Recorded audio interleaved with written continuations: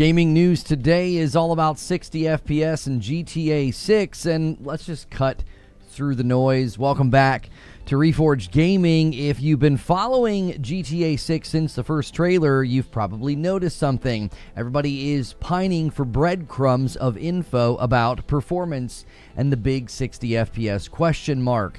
And with leaks and the insider meta that we're in, it's hard to know which way's up. There were retailer leaks, we had placeholder tags on websites, we've had podcasts claiming that they're fighting to get 60 FPS on the Series S. We also heard recently in my interview with Kiwi Talks, he's hearing rumblings about a version for the Switch 2.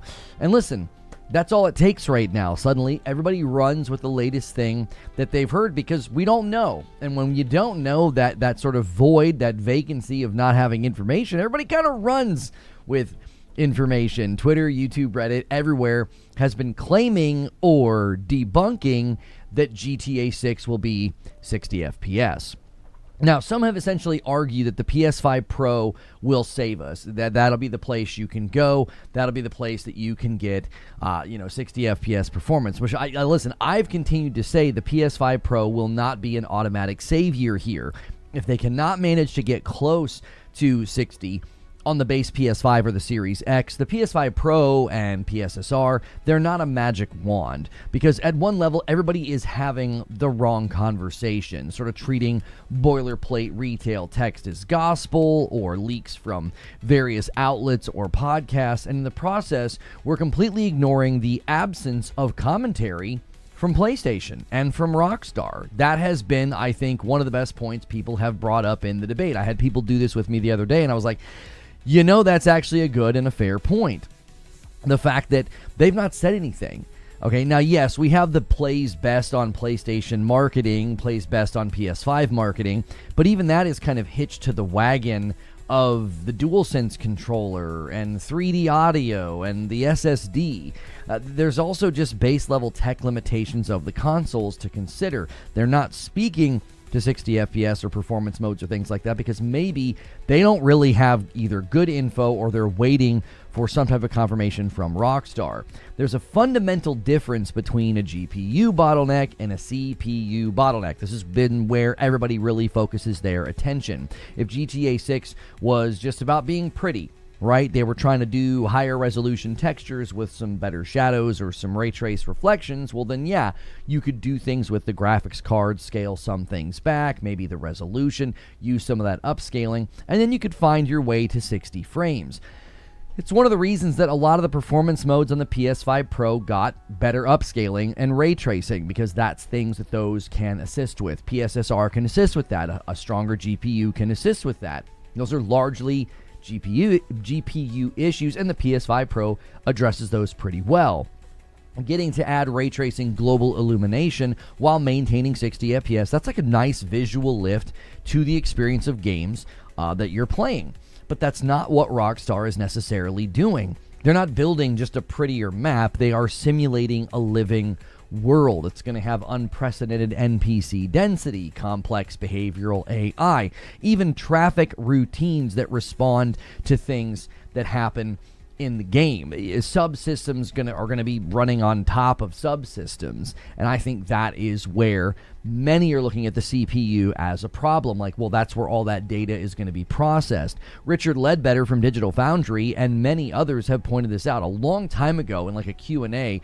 Richard pointed this out. He said, their games are notoriously sort of bottlenecked at the CPU and very CPU heavy, and the CPU in the PS5 Pro is practically the exact same as the base PS5. You can't just lower the graphic settings to fix a CPU bottleneck. If the background simulation's too heavy, you're likely going to be locked at 30 frames per second. Now, my own theory has been that the updates to GTA 5 and Red Dead 1, and more recently the Red Dead 2 update, the next-gen update, was confirmed to exist by Nate the Hate, and even Kiwi Talks, when I interviewed him, he said, hey, I've heard about that thing exists. Well, my theory is these updates are experiments to figure out how to get to the 60 FPS target while wrangling with the CPU bottleneck. It doesn't make much sense in my estimation to go into GTA 5, Red Dead 1, Red Dead 2? Why would you be lifting all of those games up to 60 only to then have GTA 6 launch and be at 30? Now, all of this directly ties to the interview that I just did with Kiwi Talks. It's on the channel if you want to check it out. Insights from ex and current developers really are hitting a lot of the same themes. They're talking about scope creep, AAA production scales, production cost, bandwidth. These are all of the main things you keep hearing coming up. It's gotten so massive that studios are constantly fighting to balance sort of their grand vision against the hard limits of the consoles. We've consistently seen this with the more ambitious titles. They tend to be the ones that have the most performance issues. Crimson Desert would be a good example of a very large game with lots of things to do that had a lot of issues with performance, and to this day still doesn't look amazing or even remotely like the marketing on console. Why? Well, it's a large scope game, and that can really hinder your performance as well as the graphics. When you have a studio like Rockstar, their entire PR strategy and brand identity is built on delivering immersive, detailed worlds, and they want to do that more than ever with GTA 6. They're likely not going to want to compromise on that vision. Now, this makes some of the rumblings that, Kiwi heard about the GTA 6 Switch 2 version, that makes it very interesting to me. Like, if you're not going to compromise your vision, how on earth are you going to get this thing to run and look good on a Switch 2? Many think that, listen, Rockstar are not going to empty the streets of Vice City just so that your frame counter can say 60. When you aim for unprecedented scales, something's got to give. And right now, all the technical evidence is pointing to the frame rate being the main target for sacrifice, as opposed to scaling back density of the world, lighting, graphics, what have you. All the trailers seem to point to the fact that those are big priorities at the company. Which brings us to the actual debate that I want to have with chat today. Are we sacrificing tight, responsive gameplay for open world bloat? Because listen, I'll be honest, a sprawling, system-heavy 30 FPS game looks incredible in a cinematic trailer when you can control how slow the camera is moving, but how does it feel? Like, I don't really care how many animations or how many unique animations an NPC has if pulling the trigger or steering a car feels like I'm kind of wading through mud. A sluggish, input-heavy 30 FPS lock might be fine for a slow-paced narrative walking sim, but for a high-octane game with action and driving and shooting, prioritizing massive simulation scale over a snappy and responsive gameplay loop, well, that's a big design choice, and frankly, I think it's one that's worth critiquing in 2026. Because I definitely think some will side with that and say, listen, tech innovation and advancements within the game, that's worth the cost of 60 FPS. Others will feel that the game made the wrong choices. Listen, if you can't deliver 60 in 2026, many are going to say, what in the world's going on? And that brings us to today, right now. Where do developers actually stand on this? Well, there's a new video from a channel called The Dev Chair, and the video is titled GTA 6 Frame Rate. Everyone's asking the wrong question. He gives insightful and honest answers on the exact trade-off, like why consistency and stability are more critical in his mind than a volatile 60 FPS target. Now, we're going to see if I agree or don't with his opinion, his conclusion. Can he compel me to sort of change my view on this, that I believe Rockstar is actively working on it. I think it is important to them. I believe the dialogue around this has changed over the years. Now, I want to see if his perspective sort of validates the CPU bottleneck theory, or if he brings an entirely new angle to the table. So chat, you can start sounding off right now. If GTA 6 launches locked at 30 FPS because the simulation is just too dense, does that ruin the action for you? Drop your thoughts. If you're watching this later, leave a comment. Make sure you're subscribed with notifications turned on so you don't miss the live streams. And you can help us with a big goal on the channel. We're still trying to get to 600 paying members. Consider clicking join. For $5 a month, you can become a part of what we do here, as well as the Discord, which that's actually where this came from. So good morning, good afternoon, and good evening, chat. Make sure you guys are going through the ritual of smashing the like button, but that's where this came from. We were hanging out in the green room, and Greg was like, you should check out this video, and I thought, why don't we just react to that tomorrow? The news cycle is quite literally at a standstill, and I thought, well, GTA 6 is certainly a place where we can hang out for a bit and have a good and healthy debate, and I like getting other people's insight on these various topics. Now, before we react to the video, we're just going to hang out and just kind of vibe and talk for a while because I'm curious where you guys land on this. If you watch the Kiwi Talks interview, the general vibe he gets is that he doesn't think so. He does not think this thing's going to be at 60. He thinks that, the studio is just generally just too ambitious for that to be something that transpires. And we've got other sources saying things like they're trying to get to 60 on the Series S. Good morning, Hilly. Good morning, Gank. Says 30 ain't for me. Thank you so much for 39 months, getting us to 86 on the week. It'll be 30 FPS on the PS5 and the Pro, so that gamers double dip and buy the PC version. I don't know if that's why they would do that, and thank you so much, DK Bager. I mean, Kiwi Talks spoke to that, and he said, listen, he's like, I've spoken to tons of developers, whether they spoke, anonymously to me in India or, former developers. And he's like, nobody is agreeing at this company that there's a double dipping theory or strategy. He even said, like, why would a former employee maintain that lie? Why would they? Like, I can't see them being like, oh no, we're not going to try to get good performance on console. We'll get people to buy the game a second time on PC. Like, just how many people do you honestly think are going to do that to begin with? Like, out of the 90-something million PlayStation owners and the 30-something million Xbox owners, you think that many people are going to buy the game on console and then be like, I'm also going to buy it on PC for 60 FPS? I feel like if 60 FPS matters to you that much and the game comes out and is not at 60, I feel like a lot of those people will just say, yeah, no thanks, I'm good. I bet the Pro has a Pro mode that targets 40. A lot of people have been making guesses about a 40 mode. Hilly says, my take is GTA 6 isn't at 60. I'm okay with that if the open world is dense and feels alive. If 20 NPCs all act the same and stuff isn't random and the scope of the game is pointless, I don't think they have a choice to focus on that over FPS. How many people did that with 5, though? That came out 13 years ago. The entire landscape has shifted. Like, I think people keep going back to GTA 5. And listen, I understand why you're doing that. You're like, I mean, that's our greatest point of reference. But it's been so long. I don't think we can judge consumer behavior back then by being like, oh yeah, people are definitely going to do that.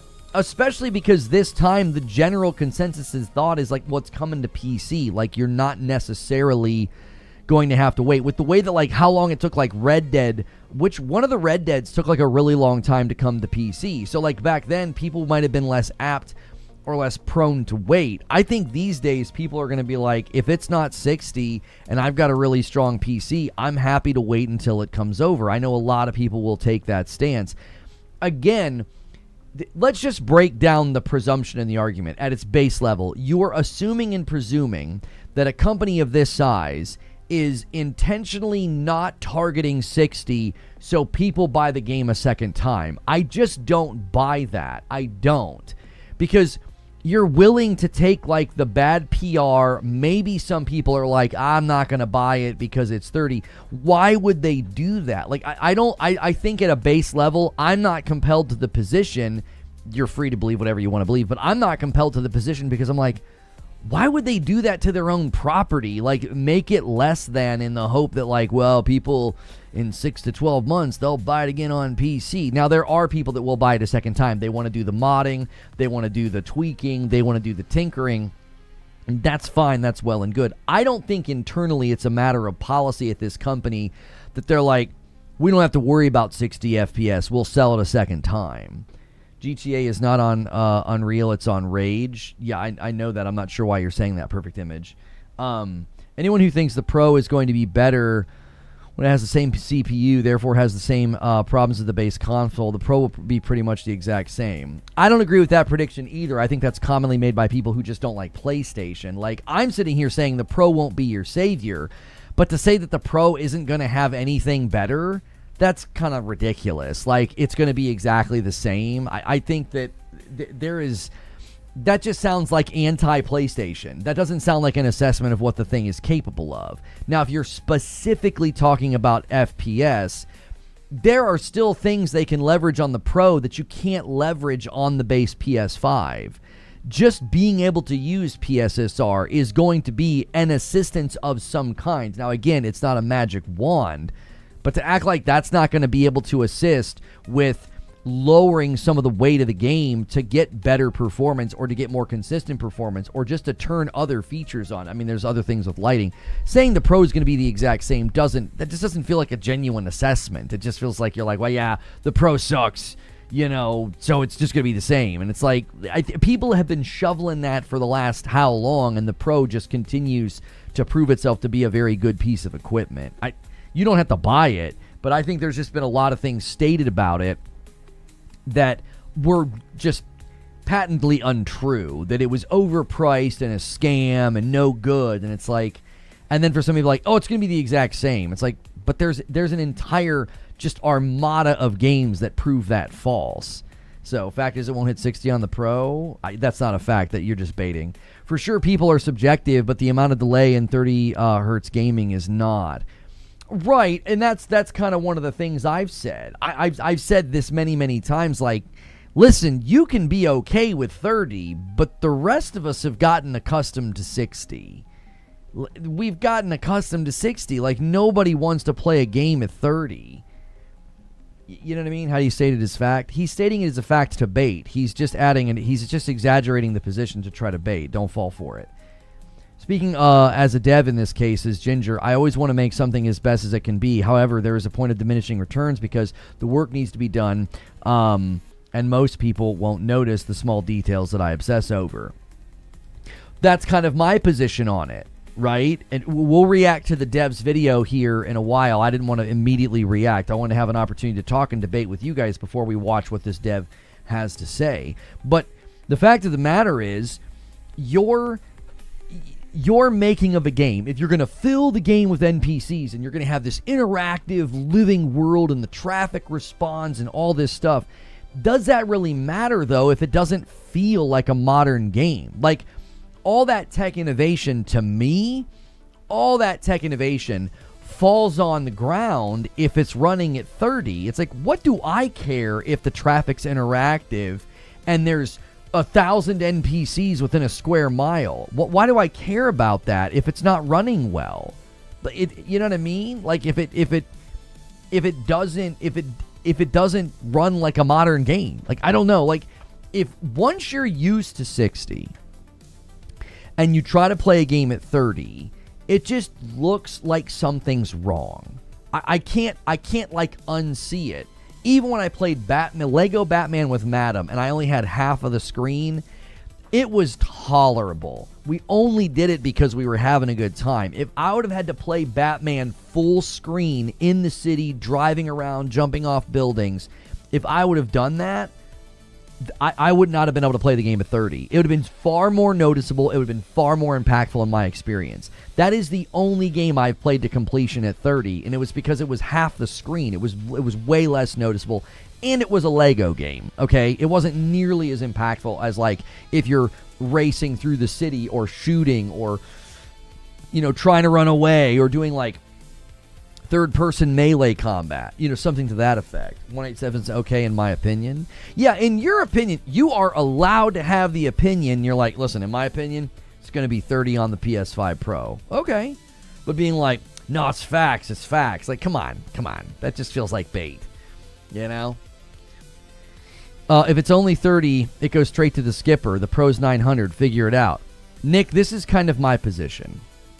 This is kind of my position on the issue. And I know, listen, weigh in the chat. We're talking 60 FPS. We're going to be reacting to a video here shortly. A developer is weighing in. Also, you can watch this later. I did an interview with Kiwi Talks. Great guy, super nice guy. He's done a bunch of interviews with developers, all right? We'll have him back on probably again as time transpires and more coverage with GTA 6, comes out. But, like, there are so many games coming out this year, and so many games are going to be in my backlog by the time GTA 6 comes out. We've got Onimusha, we've got Wolverine, we've got Control Resonant, we've got Castlevania Belmont's Curse. We've got so many games that I want to play. It's like, there ain't no way I'm going to finish them all. I just jumped back into AC Black Flag. I'm done with Doom, the Dark Ages DLC. The end game didn't vibe with me. The end game is do this room in 3 minutes. And I kept landing at 3 minutes and 30 seconds. And I'm like, I'm not dying. I'm having a good time, but I got to shave 30 seconds off. I don't know about you guys. That doesn't speak to me. everybody's got different preferences, so I'm not saying that this is a wrong thing. But my preference is like, if you want me to beat this room and I've got to shave 30 seconds off, it's like that doesn't activate something in me. I'm killing everything. I'm keeping like full health and shields the whole time. I'm having a good time. But I got to figure out like the perfect route and perfect sequence to beat this in 3 minutes. I'm kind of bummed that that's the end game of Doom the Dark Ages Revelations, because I loved the DLC. It was so fun. And truth be told, these rooms they have that you're trying to beat in 3 minutes or whatever, they're actually really fun. But I don't want to try and shave 30 seconds off. So I've moved from that to back to AC Black Flag. I feel like I got my money's worth out of Doom. I'm very satisfied. I'm still encouraging people to play it, but the time trial thing doesn't speak to my brain. I find it to be annoying and grating. That's just me. That's just my own personal preference. I'm not saying that you can't like it or have fun with it. So when GTA 6 comes out, I'm going to have a backlog. I will almost assuredly have a backlog of games. I will. Almost guaranteed I'll be sitting on a backlog of games. I will not be able to complete all these games in time. So if it comes out, yeah, No Rest for the Wicked 1.0 coming to consoles. My wife and I are really enjoying Abyssus. Abyssus is so fun. We cleared the first area for the first time last night, like on our third, I think it was our third or fourth try. Beat the boss.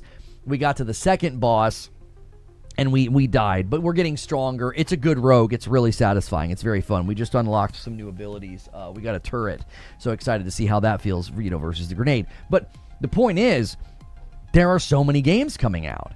Love the vintage shirt. Jim Lee's X-Men was a cultural cornerstone of the 90s comics.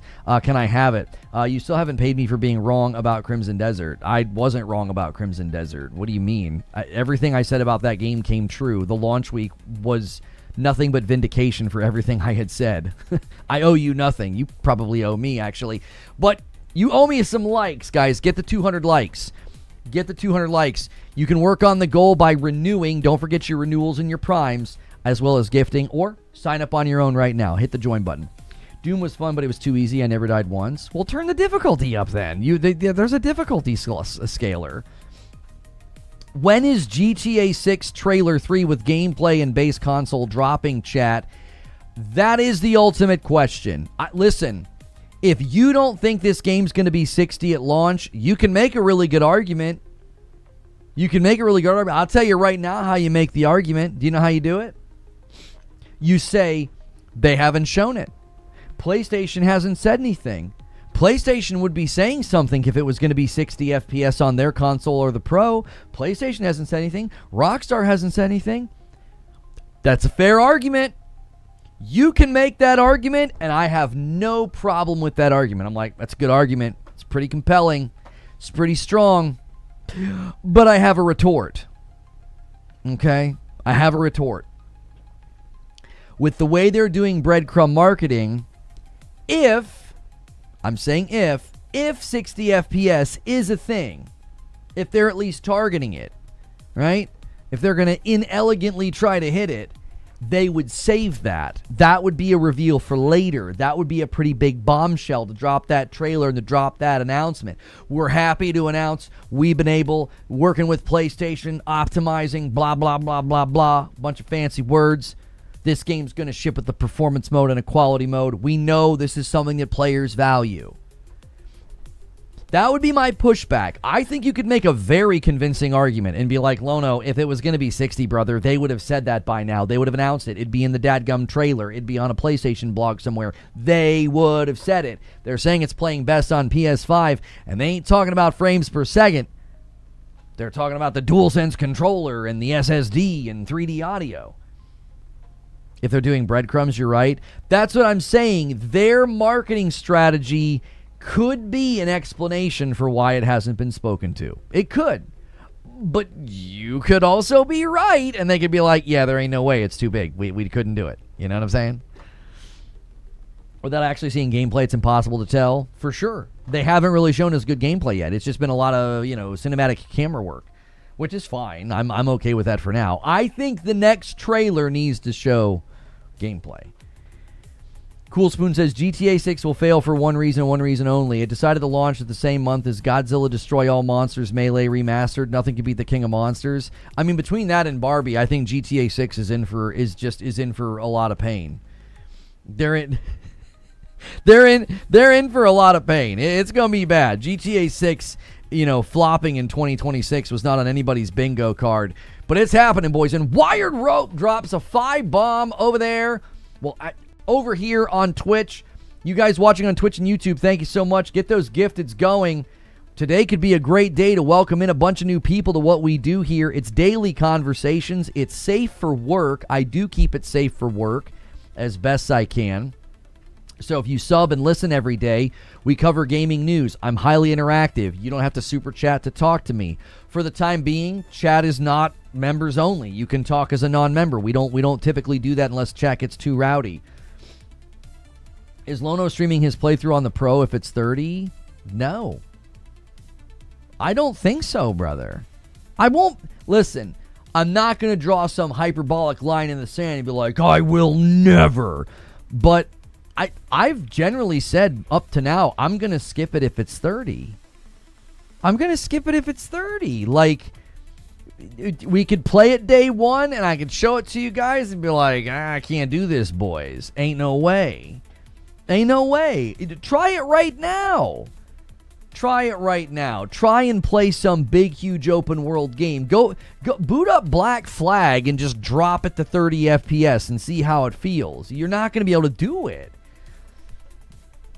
I am not sitting here dying for GTA 6. I'm extremely interested in it from a business perspective. Very interested in what it does to the gaming market. And I'm actually interested in the story, the tech. I'm interested in the mocap, the world, all of those things I'm interested in. But I'm not like, I have to play it no matter what. I don't care if it's 25 FPS. Nick was 16 months. Let me add it to the total. Mark Cerny should drop everything he's doing with the PS6 and move into Rockstar offices to ensure the game is 60. It's going to be 30 on the Pro. Multiple people have said that this morning. Why are you randomly saying that? If they're working directly with PlayStation and the marketing says plays best on PS5, and we've got marketing somewhere that says the Pro will get better performance, what's that mean? With respect? With respect to what? 30 just for the campaign? Oh, what do people think? Like the online will be 60? I mean, I could see GTA 6 Online launching a couple of months later and they strip a lot of that stuff out to get 60. They could strip certain aspects of the game out just to get it to run more consistently. I mean, that certainly is a possibility. We've seen games do that. My money says there's a PSSR version called GTA 6. But PSSR won't solve the density problem. Like if they went too crazy with NPCs in the simulated world, that the CPU's got to carry that. I mean, that's the biggest issue. And this goes back to my argument about why did they go back into GTA 5? Why did they go back into Red Dead 1? And now we have two different people saying the Red Dead Redemption 2 update is real. Well, why did they go back into all these games and do this? Why would you be updating all these games to 60 if you weren't going to do it with GTA 6? Now, my theory has been they went back into these games because they wanted to be able to figure out tricks. They wanted to be able to figure out tricks and ways to get it to work. Like, what can we do? Can we limit how many NPCs are visible, moving, whatever? Can we create holding patterns for NPCs so when you can't see them, they're not eating up CPU? Or do you see what I'm saying? Like, I feel like they went into their old games to experiment. Like, you have to ask the question, on the runway to the GTA 6 release, why are they going back into GTA 5, Red Dead 1, and Red Dead 2? Like, what are they doing? Why are they doing that? Why? I want that explained to me. Like, if somebody doesn't agree with me, totally fine. I would love to see them answer that specific question. What do they think the purpose of that is? Why would you be setting that expectation within the market? Why would you be getting people to play your games at 60 when you're about to drop one at 30? Lushy says it's you versus Luke Stevens. I'm just trying to see who ends up right. I mean, it's not me versus Luke Stevens. It's me versus a lot of people. There are tons of people that think this thing is 30 at launch. I've consistently said they're clearly trying to figure it out. Now, I've not once said it's going to be rock solid 60 on the Pro or it's going to be rock solid 60 on the base. I've never said that. I've always said this is definitely going to be a game that doesn't run consistent. If they target it, it's not going to be consistent. It isn't.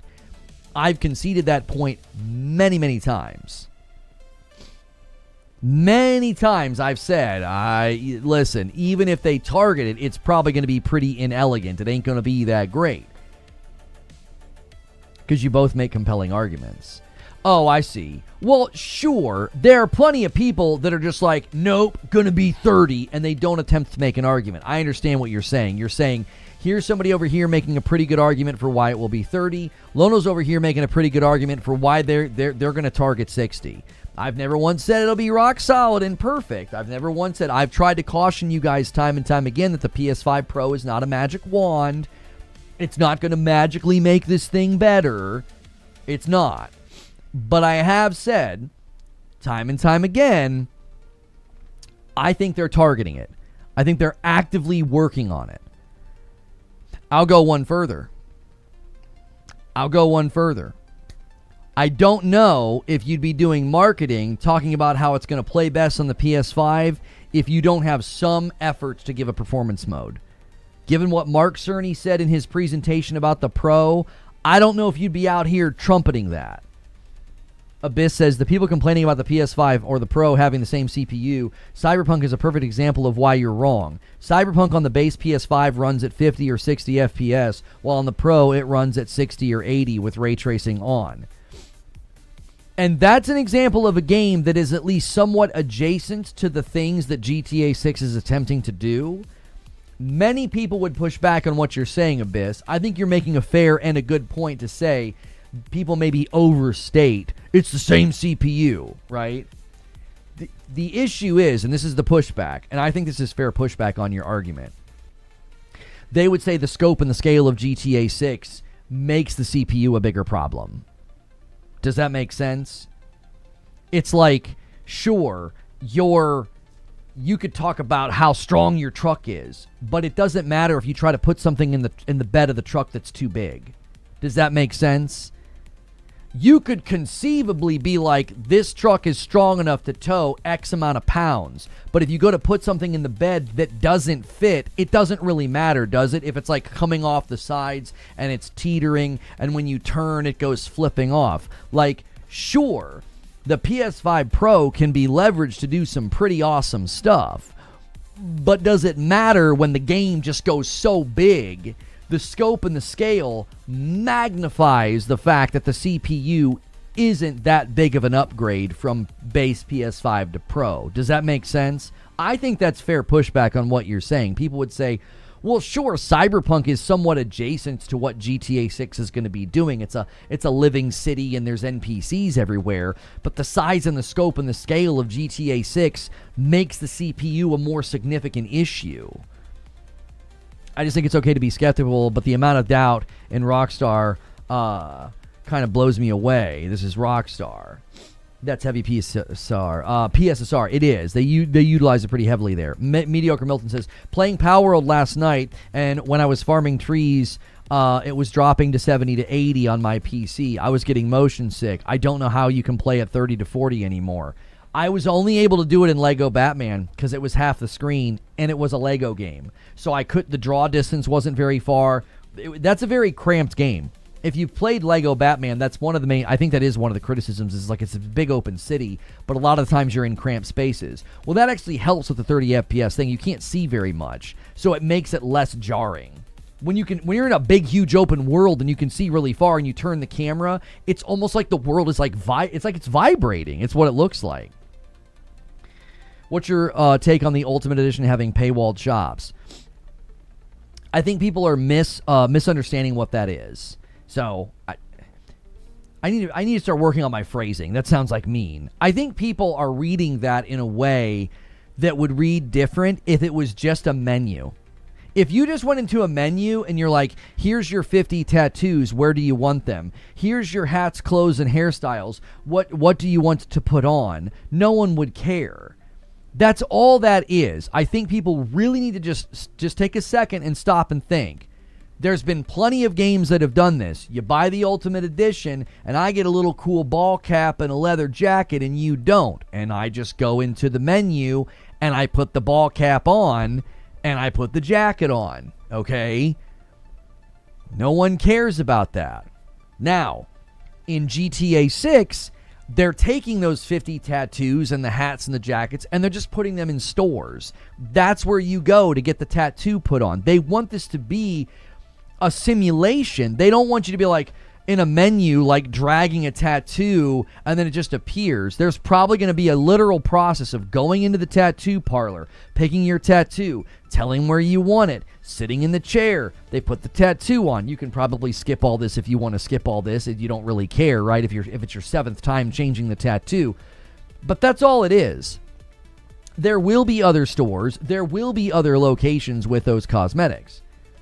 Don't the paywall stores have quest lines? There is one, I believe. There is one element of a quest line. It sounds like you're going to be able to like raid a compound for some weapons that's included in the Ultimate Edition. That I don't typically like that. I don't mind when you sell cosmetics. It doesn't bother me in the least. You sell the game for whatever, and then you sell cosmetics in the Ultimate Edition or separately. Doesn't bother me at all. That's never bothered me. That's my own personal take. You don't need to agree with me, but that's just my take. It's like, if I'm getting the base game and you're getting the base game and you want to spend an extra $20 to have sneakers and hats, jackets, and cars, go right ahead. I'm not going to, sometimes I do it, sometimes I don't. I've not pre-ordered GTA 6 yet. The missions, the quests, the content, I've never liked that. I've never liked that. Like, just let the game be the game and let the cosmetics be secondary if people want them. They did that in Hogwarts Legacy. There was a store, a practice arena, and like a quest, I think. I could have some of this wrong, but this was the general gist of it. Hogwarts Legacy had like a store and some things that you could only access on PlayStation.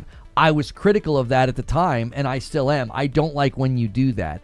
Letting people have a different version of the game is not the same as selling like cosmetics. I see them as categorically different. Mick D09 with 54 months, thank you. Now, there are people that would say, well, they're not categorically different, Lono. It's still part of the game, whether it's a hat, a car, or a mission. And I'm like, okay, I don't agree with you. That's fine. You can think that and be critical and upset.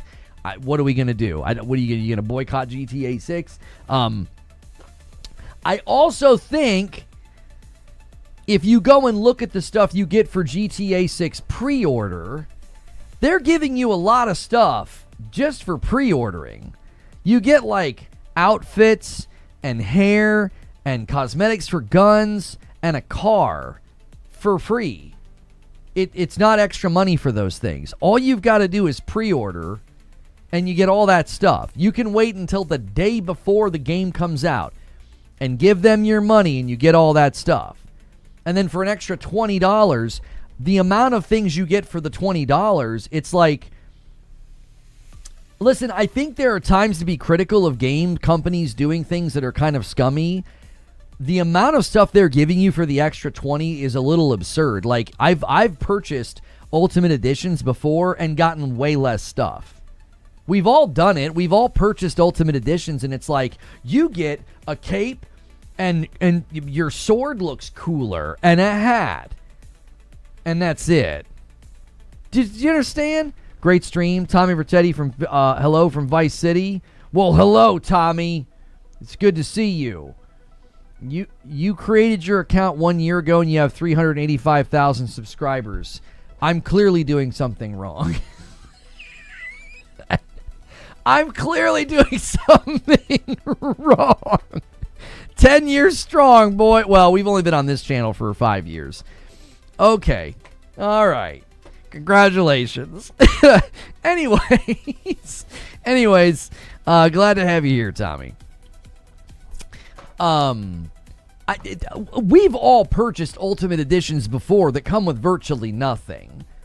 For an extra $20, they're pouring stuff on. Like, you get a lot of stuff. So being like, well, I don't like that the base game doesn't come with those stores or that one mission. Okay.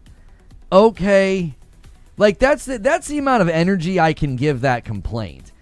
We as gamers like to find things to complain about sometimes, I think. And I think sometimes the complaints are valid.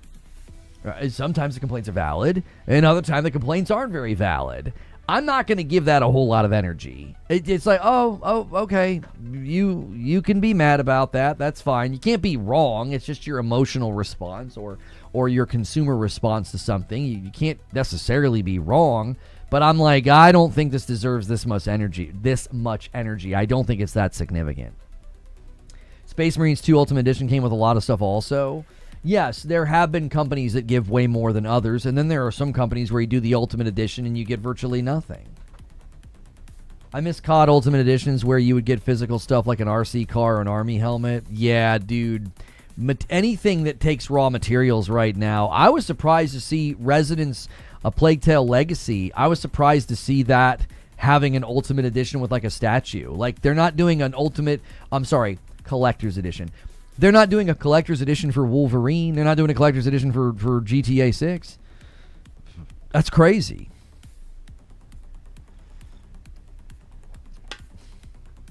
It's an excuse to be mad. There was nothing better to be mad about that day. I think the in-game play should still be available for everyone. I'm probably going to go buy. Well, we don't know how they're going to treat it. Ravioliva.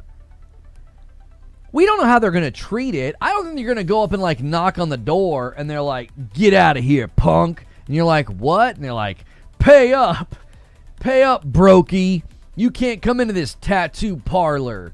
Like, I would imagine you can like go in the door, but if you want to go interact with the tattoos, there's going to be a little lock over them, and you're going to know that you can't do anything with the tattoos because you didn't pay for them, basically. That's how most cosmetics work in a game when they're locked behind the DLC. Like, you can see them, and there's like a little lock.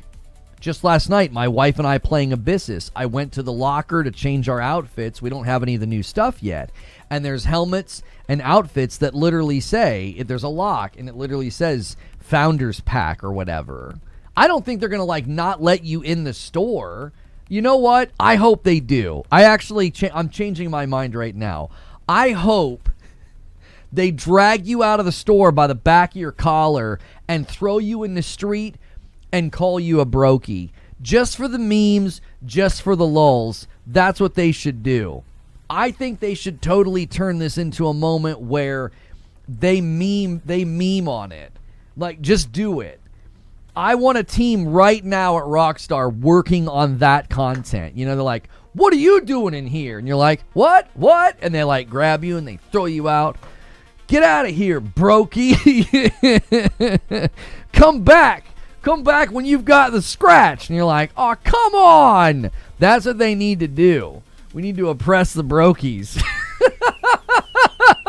I think that would be an excellent way to do it. You know, make it funny. It doesn't need to be this serious all the time.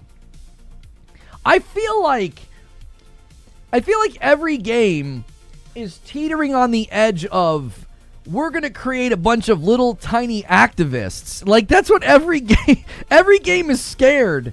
Every game is scared of that. Like, well, I don't know. If we do that, then everybody's going to get really, really mad. You know, it's like, do we put the rainbow flags in? Well, if you put them in, these people are going to get really mad. But if you don't put them in, these people are going to get really, really mad. It's just like everybody wants to be an activist about something these days. And it's like, how dare you, you know, have an Ultimate Edition with tattoos and a parlor and a giant open world, and I can't go in there. Burnt Peanut, the pores are around. I like his new avatar imitating Gingy. It is amazing. Gingy is a good guy. We all know this. Every game is a call to action. It really frickin' feels that way. It's like, boys, listen to me. It doesn't need to be this serious. You know? It doesn't. Definitely start using passkeys and authenticator. Yeah, I don't know if I'm going to get any traction. If you guys don't mind, if you follow me on Twitter, can you signal boost my tweet? Somebody brute forced my password on my X account. I didn't want to go public with it. I didn't want to draw attention to it. My Reforge Media X account. They brute forced the password. I don't know how they did it. I had two-factor, and one night I suddenly got a text, and it was my two-factor. So I went to Creature, and I was like, hey, did you try to get in the account right now? And he's like, it's not me.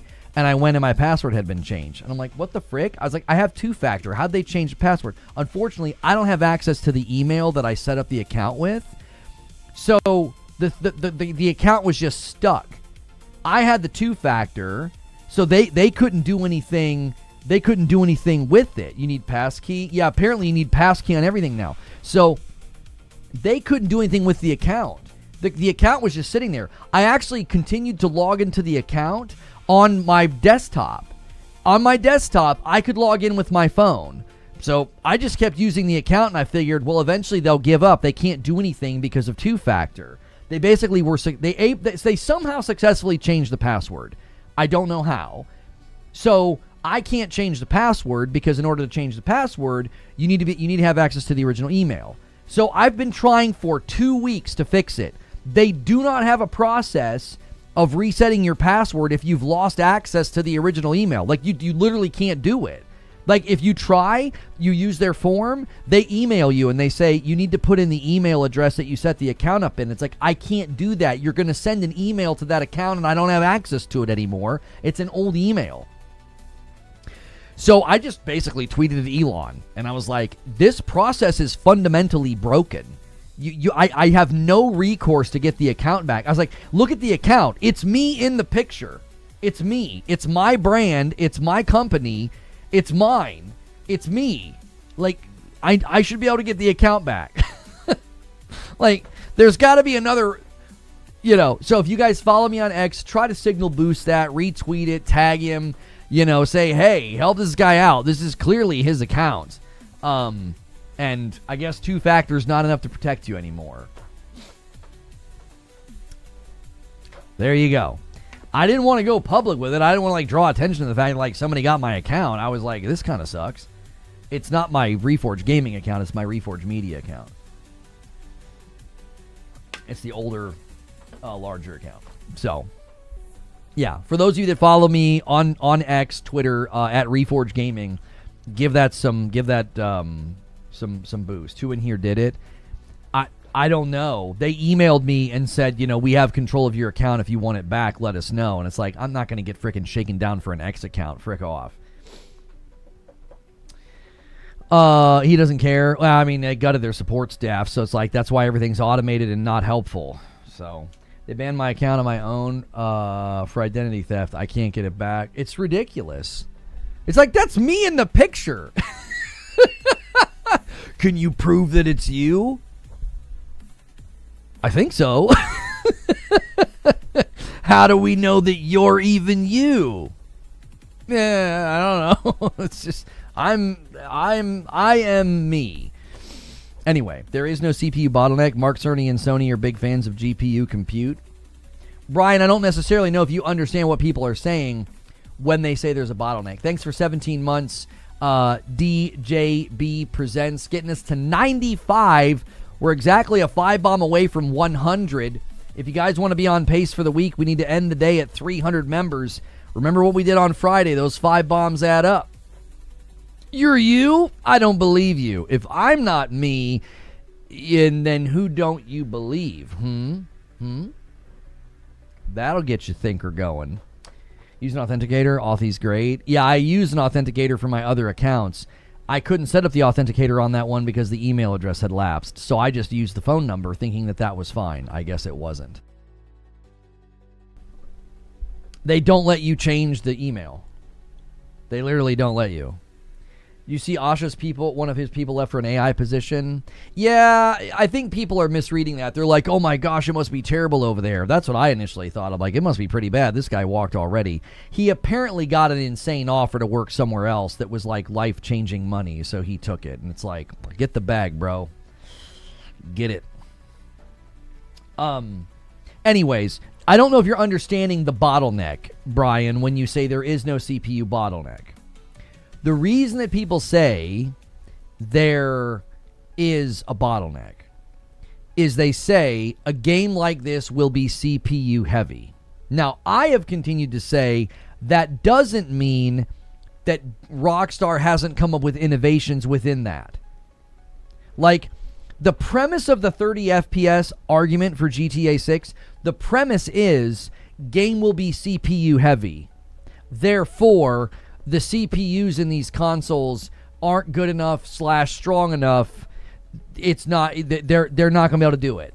Okay? That's been the general argument. That's been the general premise. Now, I have always said this premise has some flaws. I think one of the flaws is baked into the premise is the assumption that Rockstar's made no advancements, no innovations. They haven't figured anything out with respect to this. It's just, nope, if it's a big game with the big simulated city, it's CPU intensive. There's nothing we can do about that, okay? They said the same thing about Dragon's Dogma 2, and then they fixed it. Right. Exactly. Also, and this ties into my theory about, like, well, they're going into their old games. They're going into their old games and they're updating them. My theory is they're doing that so that they can experiment with this very thing. This very thing is why they're going into the old games. GTA 5 has been updated a handful of times. Red Dead 1 has been updated, and we know that the Red Dead 2 update exists. My theory is they're doing that because they want to figure out a way to do this. They're experimenting.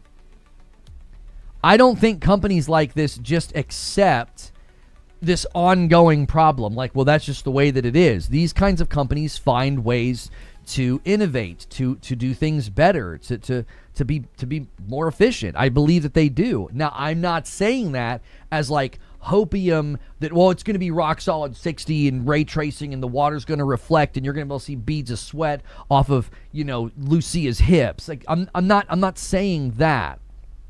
I'm saying they're trying.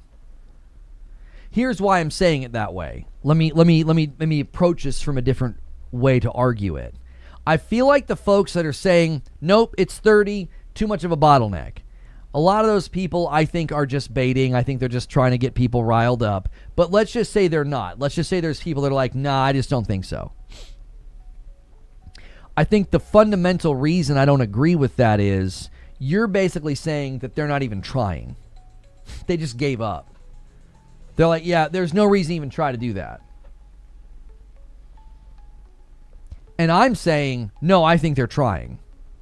Does that mean they pull it off and it looks amazing in 60s flawless? No. Does that mean it's even there at launch date? Maybe not. My position is they are working on it. They're trying to figure it out. I think it's a priority. I think it's a, what the heck? Felt like something on my arm. I think it's a priority. I think it is something that they are working on. That doesn't mean that it's like rock solid 60 at launch with zero problems. That's never been my position.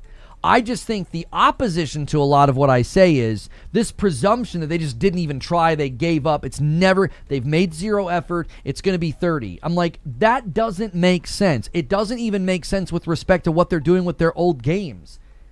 GTA 5, Red Dead 1, and Red Dead 2, their three biggest and most well-known titles. Why are they doing that if they don't care? Loda getting attacked by a spider. That's the worst, by the way. When like a bug is on you and you go to get it and it disappears. The worst. The absolute worst. Happened last night. Madam Iron Ben, I looked at her and I was like, is that like a fuzz like on her forehead? I went to like grab it and it flew away. It was like a gnat or something. So we're both like, oh no, where is it? There's reliable inside reports on it, but Rockstar hasn't said anything. Therefore, it's a rumor until it's officially announced. Kylo, I'm not sure are you asking me about something? You need to clarify what you're asking about. I don't know what you're asking about. GTA 6 on current is 30 FPS.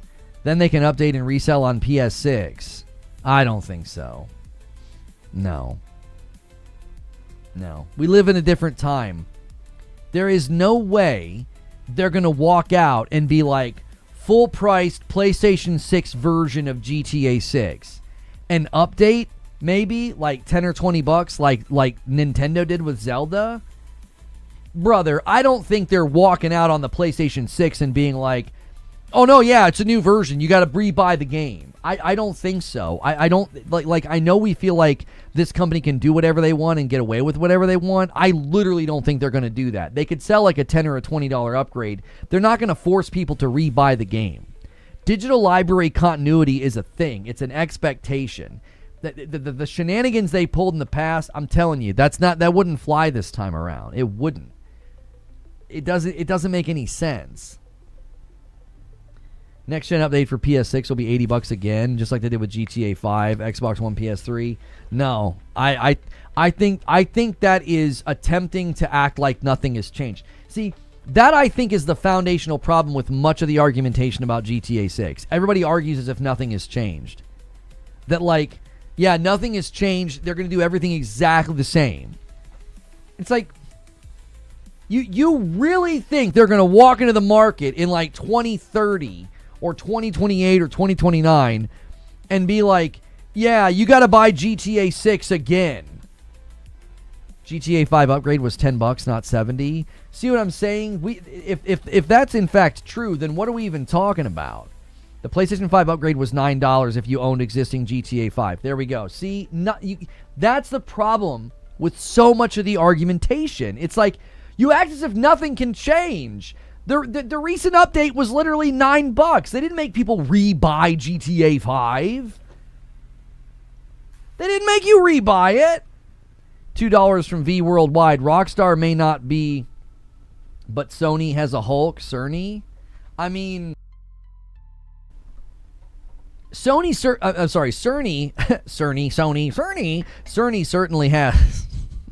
Cerny certainly has wizard powers. He does. He's got wizard powers, man. That guy's from the future. But I don't think he can change what Rockstar's development processes are. The new handheld will be $30.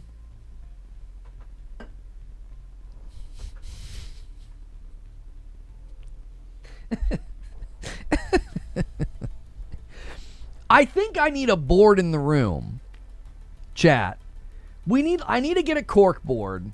Old school style. You know, like the cork board that like your teacher had at school, and if you had a moment you'd like pick away at the bottom of it and like pull pieces off, and it was like hard and like kind of gross, but you did it anyway. You know those kind of cork boards? I need to put a cork board over here and just call it dumb predictions. And I'll just take little dumb predictions that we get, and I'll just stick them to the cork board so we can always review and be like, let's look at all the dumb predictions people have made over the years. The PS5 Pro doesn't exist. The Xbox Series S will run circles around the PS5. PlayStation's going to go day and date on PC. Oh, and PlayStation's going to release a handheld in 2027 that's going to be 30 FPS. I'll just stick that in the corkboard over there so we can just drag it out every once in a while. I'll get really squeaky wheels, too. And I'm like, here you go, everybody. Look at this. We've got another one. I was being funny. You just don't want to go on the corkboard. I know it. You know it. We all know it. You're scared. You don't want to go on the corkboard.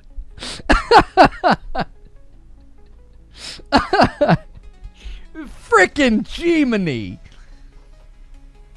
You just needed that was dumb button. I'm telling you, I'm buying this today.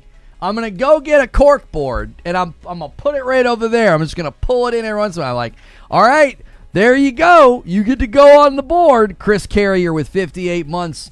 Thank you so much. What are we doing, boys? We're within 5 of the 100. No one's going to steal it? What? Where's the fight? Twitch and YouTube just not even trying. You're going on the board. I want to go on the corkboard. C Squared, thanks for 38 months. Chris, double dipping. I know that's Chris.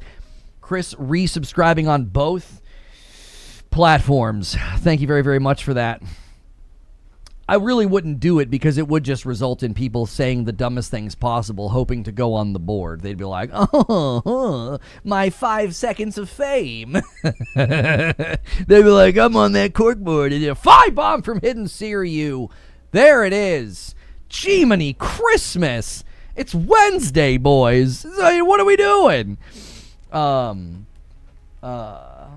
There it is, another 5-bomb from Too Thirsty. Both Hidden Seiryu and Too Thirsty were part of the 5-bomb brigade last week. I actually like that idea. If you get to 100, would you consider really doing it? If I get to 100, if we want to do fun incentives like that, we need to have some real goals. Like this goal over here is largely achieved by people gifting, all right? You guys want something like that, then you need to push the join button on YouTube and get me to 600 paying members. You want me to do goofy, silly, fun things like that? We'll make it an incentive, you know?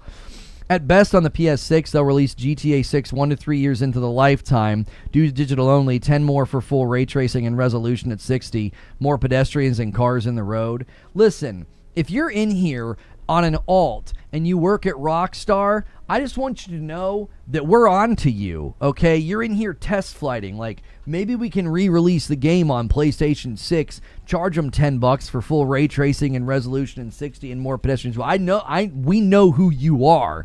KXM98, Neo Reaper, thanks for using your Prime on Purple. I appreciate it, getting us to 108. I'm not going to sit here and pretend that they won't attempt to sell some type of an upgrade. I mean, we have a Rockstar employee in chat right now kind of testing ideas out. That's pretty obvious, I think. I definitely think that he's under NDA and he just crapped himself. That's right. I definitely think there's going to be something like that. I don't think they're just going to straight up try to sell you the game again for $70. I don't think they're going to do that. They didn't even do that recently with the GTA 5 update. If they're doing work, then I'll pay for an update, not paying full price twice. Yeah, I don't think they're going to do that. I also don't think that there's like some schemed plan here where they're going to be like, yeah, let's make sure that, you know, nobody gets 60 FPS on the console, so then they're all forced to buy it again on PC. I don't think there's some grand scheme there either. I don't, number one, I don't think that would be very, you know, profitable or helpful for them. You know what I mean? Like, oh yeah, let's intentionally, you know, hamstring our own game so that we can sell it again on PC. Like, what? You know what I mean? Are we going full Tom Segura talking about the pores now? I mean, we might need to talk about you. You're so far behind in the stream. Are you still on dial-up? I mean, listen, brother. I'm not about to shame anybody for being poor, but you might want to upgrade your speeds a little bit. That was like 30 minutes ago. They're not pay gating 60 FPS. That's conspiracy talk. Yeah, I don't think that they would do that. I think that people are getting a little too tinfoil. You know, they're like, oh, but what they're going to do, you see, what they're going to do is they're going to take that 60 FPS and they're going to put it behind a paywall. Yeah, it's going to be in the same place as where they have you paying for the tattoo parlor. That's what they're going to do. It's going to be in the game. It's like, what the frick are you talking about? They're not doing that. Like, they're not doing that. Like, they're going to monetize every frame. They're gonna charge you for every frame. It's gonna be an extra $30. That's what they're gonna do. I'm telling you right now. I can feel it. I can feel it in the air. You can't feel anything in the air. You're high. And they're not gonna do that. They're not. That's a good voice. Thank you. Xbox says, hold my beer. Rockstar are not trying to get you to buy the game twice. However, they're not going to stop anyone doing that because why the heck would any business stop that? For sure. No, I think that's well stated, Hilly. I don't think it's by design. They're like, we're going to get people to buy it twice. But I also think they're going to be like, well, yeah, I mean, people are going to buy it twice. I mean, we're not going to stop them. If Take-Two thought they could, they certainly would. Lono, this is definitely the year of the MMO since everything is coming out of early access. RuneScape, Once Human, Dune, Enshrouded, No Rest for the Wicked, all in October and September. Let them fight. You know? There can only be one survivor. I'm just kidding. They're probably not really in contention with each other. But The inevitable PS6 version of GTA 6 will hit higher frame rates, and they'll charge you full price for it. No, they won't. They literally just did this with GTA 5.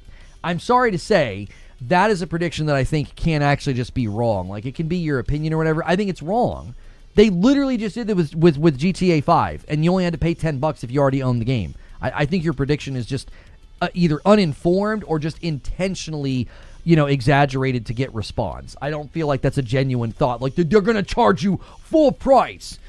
Get out of here. It'd be a separate SKU. The gaming market has changed. You also had to pay less for GTA 5. I just think you're wrong. Defo with Prime, thank you so much. Let me add it to the total. Where are people getting these tinfoil hat theories? Who knows? You know what I'm saying? Spending too much time on Reddit and Twitter, maybe, Meaning GTA 6 won't be play anywhere game? No, I don't think so. No. The PC specs for GTA 6 were absolutely insane. You spoke about that as if it was in the past. Are you from the future? The PC specs for GTA 6 were insane. They were insane? Where are you from? Just get it on console, guys? Huh? Have you looked at the PC recommended specs for GTA 6? They're absurd. Hey, that's the first rule of time traveling. You're not supposed to let you can't let us know. You just ruined it. You can't let us know that you time traveled, you idiot. You just spoke about it in the past twice.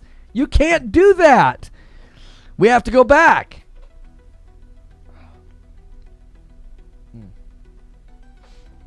That was just a blip. That was a glitch in the Matrix. It gave me an eyelash in my eyeball. Like, not outside the eye, in the eye. You're playing a dangerous game. Did I not read the recommended specs leaked?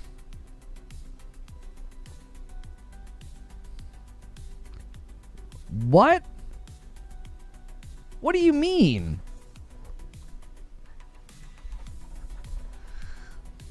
If the recommended specs leaked, homie, that could be totally made up.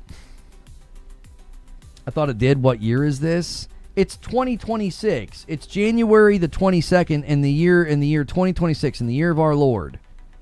You know what I mean? Is this 2028? Or is the war still going on? It's all right. It's all right.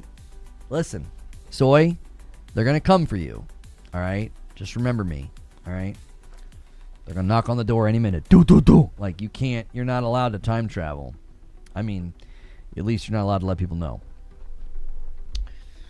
January? Wait, did I say January? Listen.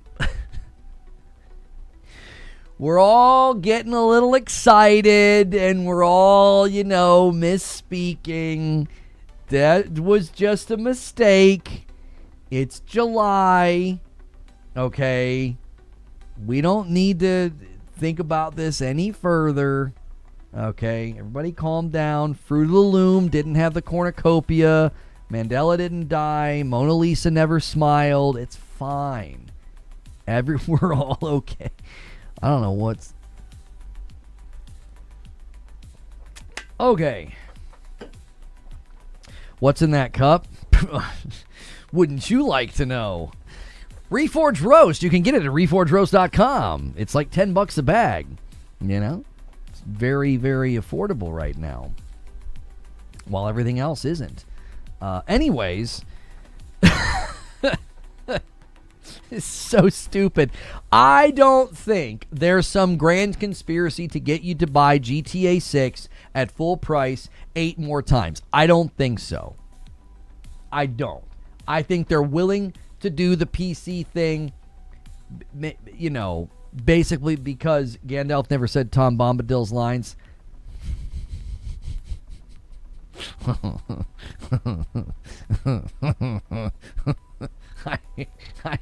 I hate you.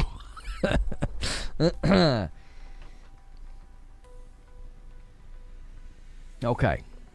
All right. I bottled it up. For later, Jack.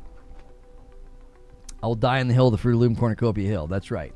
I don't even know what I was saying. Yeah, okay, there's no grand conspiracy to get you to buy the game that many times. Like, I don't think the PC thing is like, I do not think the primary causality is, oh, we're going to get people to buy the game multiple times. I think it's literally scope. It's like, no. This game's enormous.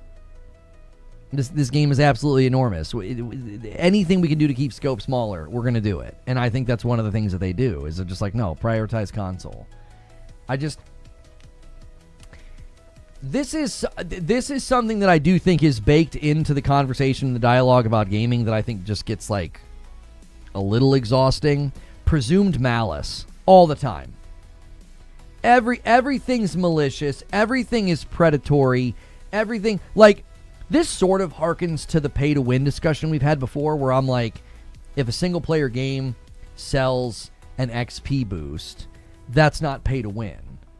Fostering an environment in a competitive PvP game where paying money gives you advantages, that's pay-to-win. But what we do is we presume malice in everything, and what we actually end up doing is all of the blades of criticism that we have are dulled from overuse. $3 from Soy Conspiracy. The 6 in GTA 6 is marketing the PS6. I'll ship that. $5 from Yelix. Maybe the reason we haven't seen GTA 6 Trailer 3 in gameplay is because Rockstar is trying to make the game run better when it launches. That's an excellent point. I think more people should super chat money and be intelligent like Yelix, because that's a lot. That's very similar to what I said earlier. I actually think you could compel me right now that one of the reasons we haven't seen gameplay and one of the reasons they haven't spoken to 60 FPS is because they're breadcrumbing this. And they're working on it right now. That is tied to my theory about like why they're messing around with GTA 5, Red Dead 1, and Red Dead 2. Press like. Yeah, guys, press the like button on the stream. It helps me out when you press the like button. It helps more people find this stream. If you haven't hit the subscribe button yet, subscribing to the channel is totally free. Let's see what we got going on here today. Plenty of people have hit that like button. Thank you so much for doing that. If you found me through the shorts feed or one of my shorts recently or an upload, appreciate you being here. I run a Safe for Work live stream Monday through Friday, and I'd love to see you come back. I stream on both platforms as well if you prefer to watch on YouTube or the Purple platform. And you can support on either platform as well. $5 a month gets you into all of our extra stuff that we do in the Discord. Why do you think Rockstar only does the consoles first? It's where they make most of their money. Cry about it. It's where they make most of their money. It's true. The GTA Online revenue stats are staggering. And it helps them contain development. And what was his name? Riccio. We reacted to an interview. I just had Kiwi Talks on the channel this week, and he did an interview with the former dev. And he said, for a while, he's like, you would develop on PC first. You develop for PC first, and then you try to bring it to the console. He said, but then we started to realize, oh, Defo, did I thank you? Defo side, did I thank you for your renewal over there? You and Neo? I think I did. Double dip, say no to rage. Thank you. He basically said in the interview, he said, you develop for the constraints first. Because when you develop for the constraints first, it's easier to then like mushroom out later. Like when you finally do bring it to PC, you finally do bring it to a stronger platform or what have you, it's easier to go out than it is to trim in. Okay? It's the opposite with clothing. It's easier to be like, oh, this suit is a little too big for you. Let's take it in a little bit. Like with clothing, it's easier. With game development, it's the opposite. You want to build for the constraints first, and then you go out from there. This is why many of us said that the Series S would be a problem, because every development project within Xbox Studios had to develop for the constraints of the Series S first. They have to start there. I think that's one of the reasons that their production pipeline and timelines have been terrible this gen. I do. I attribute most of that to the Series S. People have turned it into a meme where they're like, oh, it's all the Series S's fault, because they have no defense against that. Their only defense is to turn it into a joke. They don't actually have a comeback. Now, when Cognito was on the show. He said, I've spoken to some devs. They've said that it's a skill issue. If you're good enough, you can deal with it. Now, his response doesn't negate what I just said.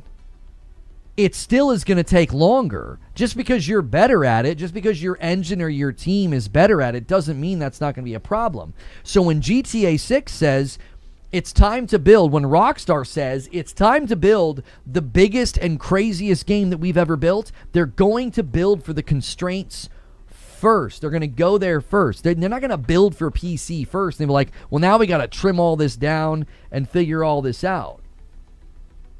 So let's say they realize on a given console, in a square mile, they can have 172 active NPCs. Like, that's the number. If they go to 180, it's too much. So they keep trimming it down. They're like, okay, consoles can manage 172 active NPCs in a square mile. The consoles can let us do that. Ravenous Gojira, thank you so much for your Prime sub. Now, let's flip that around. Imagine they were building for PC, and they're like, well, within a square mile, we can have 250 active NPCs. So they build entire systems upon systems upon systems around that foundational stat. Every square mile in the game has 250 active NPCs, and they move from one grid to the next, and there's grid handoff, and there's all this stuff just with the NPCs, and it cascades throughout the entire game. Now I want you to imagine taking all of that and bringing it to console and realizing, oh my gosh, this is foundational to the entire game in the city. We have 250 active NPCs in a square mile, and all the protocols and all the subsystems and all the interactivity, it's all built around that number.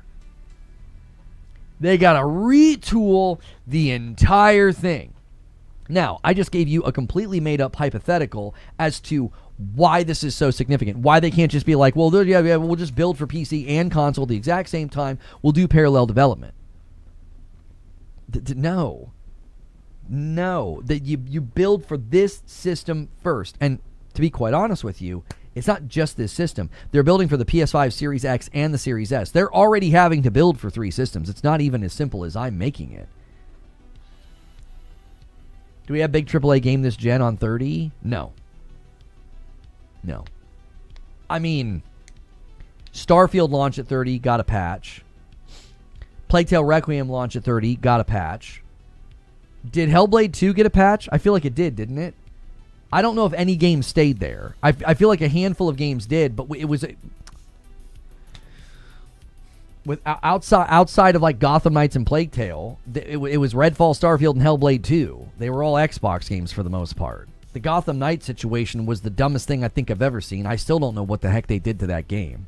It still makes absolutely no sense. Like, what the heck did they do to that game? Gotham Knights is a weird one. Still has never been patched to 60. Looks like a mobile game. I don't get it at all. Like the quality of the game, the animation sets, it makes absolutely no sense to me. Like literally zero sense to me. I don't know how they landed on that. They knew it was going to be a problem too because they tried to keep it quiet. They didn't want anybody to know that their game was that performance level. They kept it a secret. Cyberpunk was made for PC first. Look, what with that game? That's actually a very, very good example of what happens when you have a game that is big, it's open world, it's ambitious, it's graphically strong, and then they tried to trim it down for the old gen consoles, and it was a dadgum joke. Kingdom Come Deliverance 1 only getting a 60 FPS patch on PS5 recently was kind of criminal. Yeah, but when did that game come out, though? KCD1 release date. 2018, homie. I get where you're coming from, though, because God of War 2018 got that 4K checkerboard update, 60 FPS. Ghost of Tsushima got an update. A lot of the games that launched between 2018 and 2020 they were like late gen titles. You know, I feel like they got those 60 FPS updates relatively quickly. But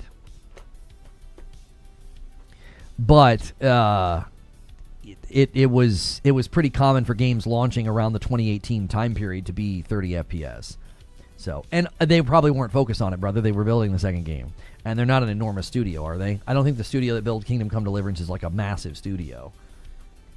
So, Kingdom Come Deliverance 1 is a game way ahead of its time, by the way. It aged very well. Madam was playing it. My wife was playing it as an incentive on the channel a while back on PC, and I was like, this is an amazing game. I see why people are very like cult-like following of it.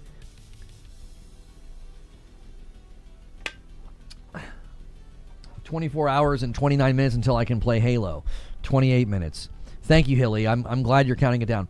Guys, if you're watching on YouTube, do me a quick favor and hit that like button. Try to get us to 300 likes. We're about an hour and a half into the show. I am going to pull up the video soon, and we're going to react to it. It's probably going to take me about an hour. Usually, if it's like a 25-minute video. Usually a 25 or 35-minute video. We're going to double the length of the video when we react to it. So we'll be doing that shortly. Can you not make 4K 60 with your own engine? Crimson Desert did it.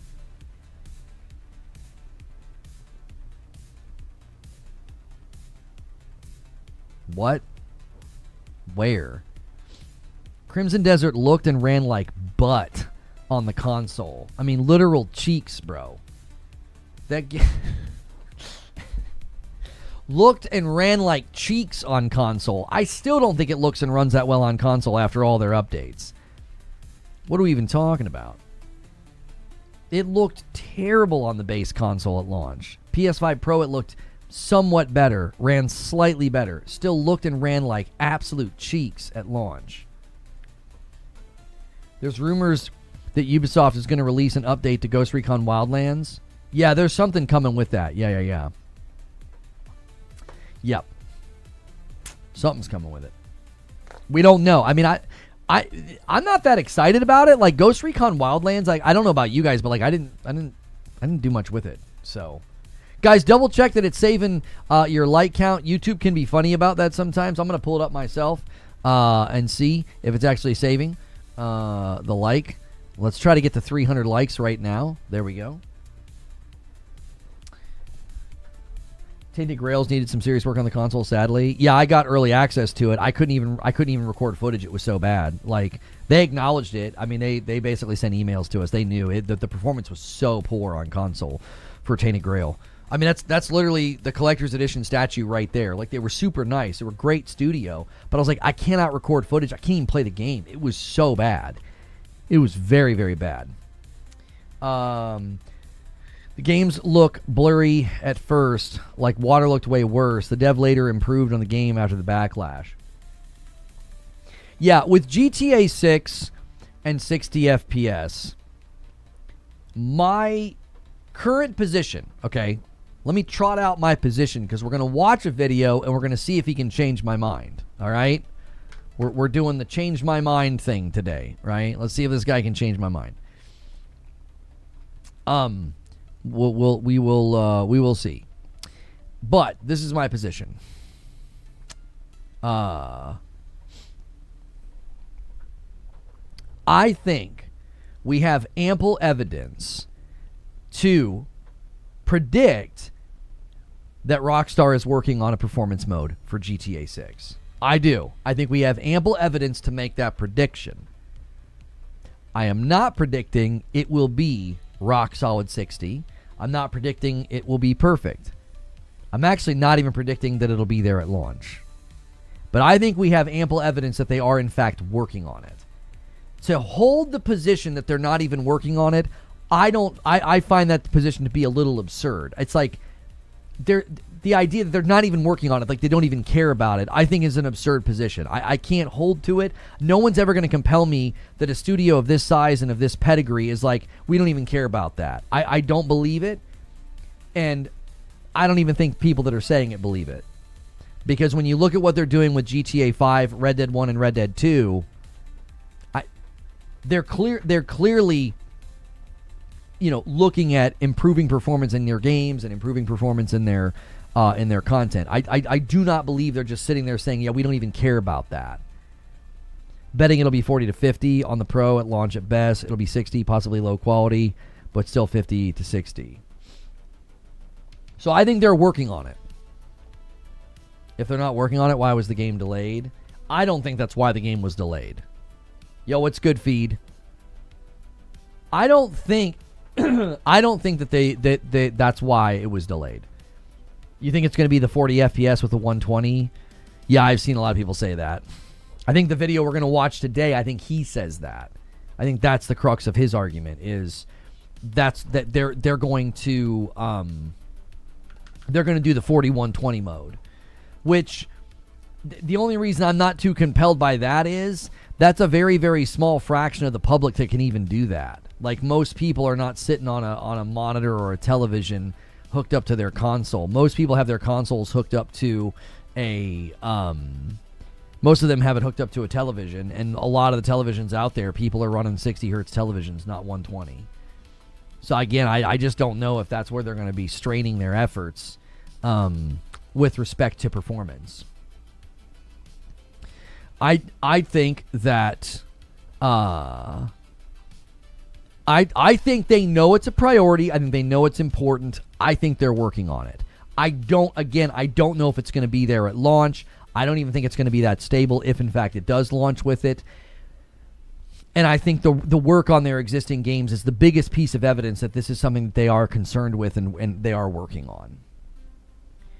The opposition is basically saying, sure, they updated GTA 5 and Red Dead 1, and sure, we have very reliable sources claiming that Red Dead 2 has been done as well, but I don't think they're doing that at all for GTA 6. That just is such a weird... I think that's a weird position to hold, to be quite honest with you. I do. You're talking about PS5 Pro owners, though. They likely will. What do you mean? I don't think the PS5 Pro is a magic wand. If they're having a hard time getting the game to do 60 on the base consoles, the Pro is going to struggle with the same things. I don't think the Pro is a magic wand for a game of this size. The Pro is really, really helpful if you want to turn on ray tracing, if you want to use better upscaling. Like, basically the Pro is really, really good at doing visual lift while maintaining 60 FPS. The Pro is not there to be like a savior of like this, oh yeah, here we go.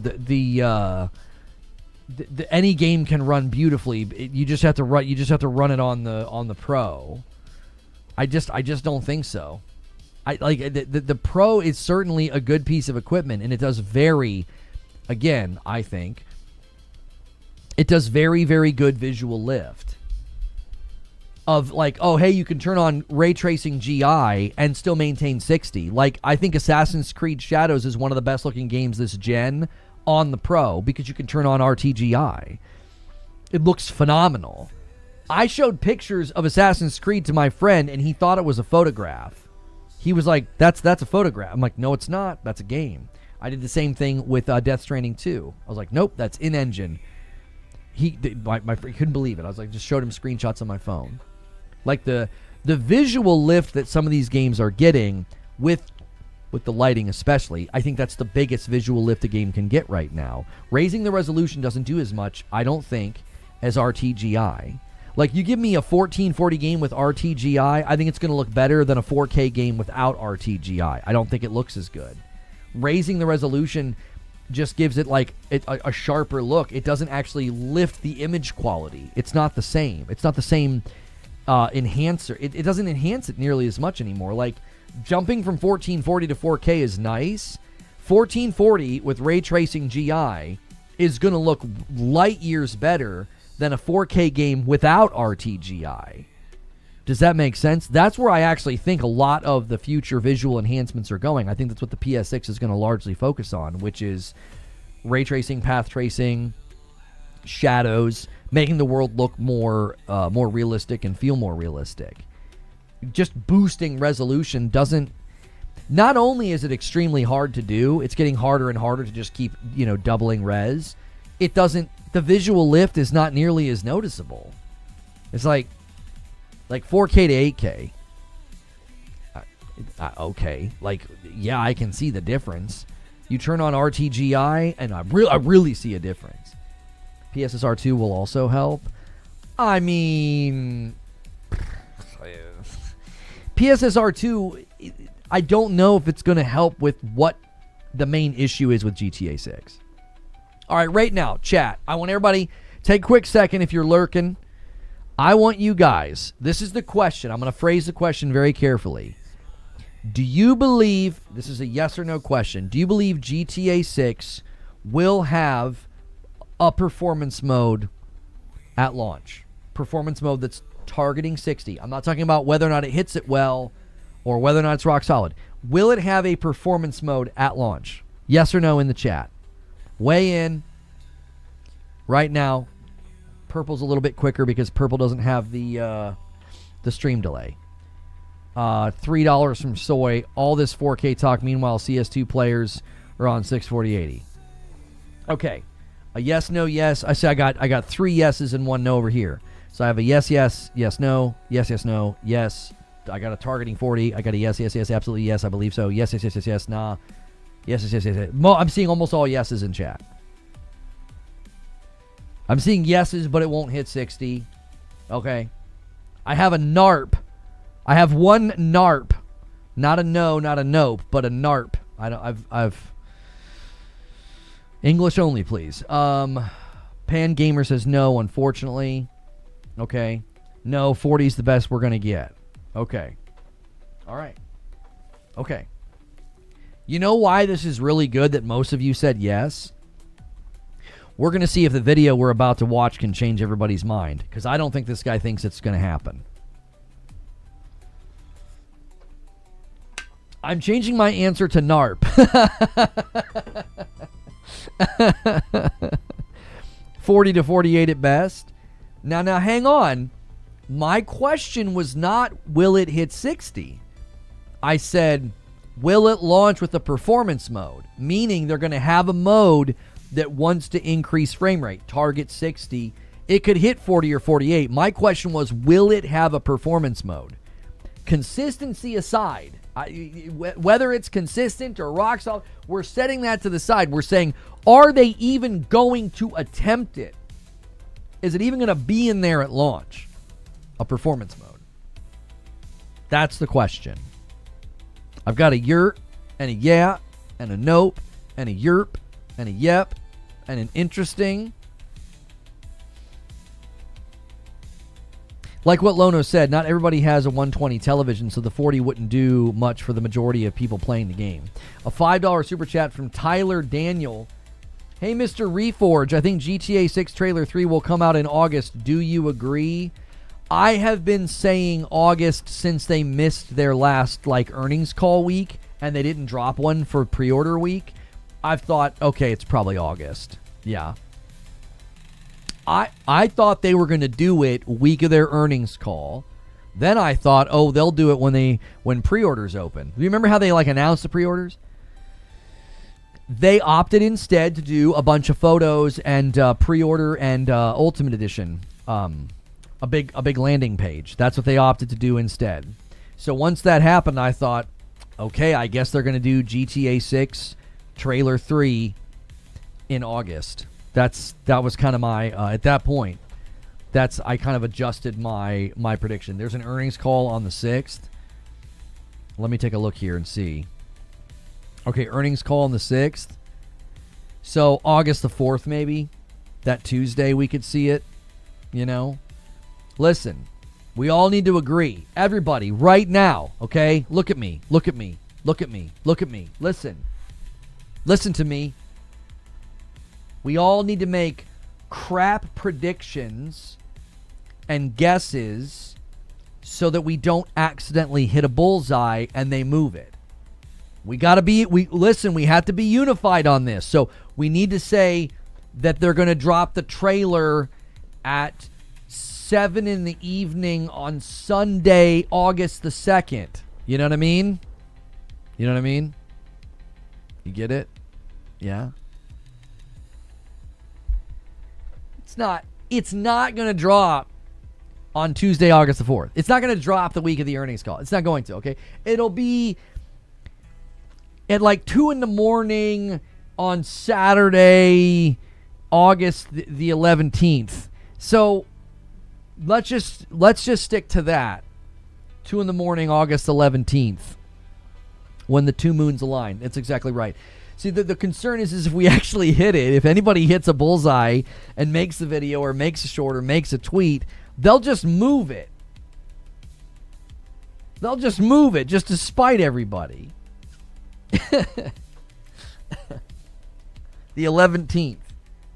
2 in the morning, August 11th. That's your date. $5 from V-Teching. Stellar Blade has 2 settings. 60 FPS high graphics and 120 lower graphics on the Pro. I don't think Stellar Blade lands on this conversation. I appreciate the super chat, but I don't think Stellar Blade lands on this conversation because I don't think GTA 6 is comparable. Jiminy Christmas.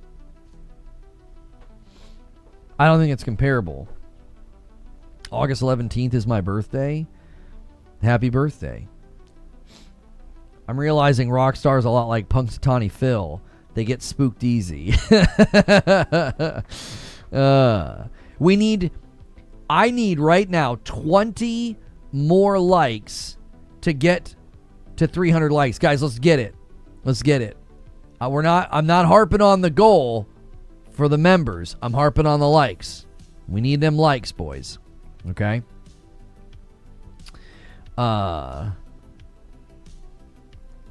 Let's see here. When the summer solstice, that's right. Stellar's a very different game. Yes, scope of the game, size of the game. Stellar Blade's extremely linear. It's not open world. Number of enemies and NPCs in an area is like at most maybe 20. We need some time travelers to like the stream from the future. We really do. I need some of your likes. You got to send them back through the space-time continuum so that we can get some good, we need some good algorithmic love here, okay? That's what we need.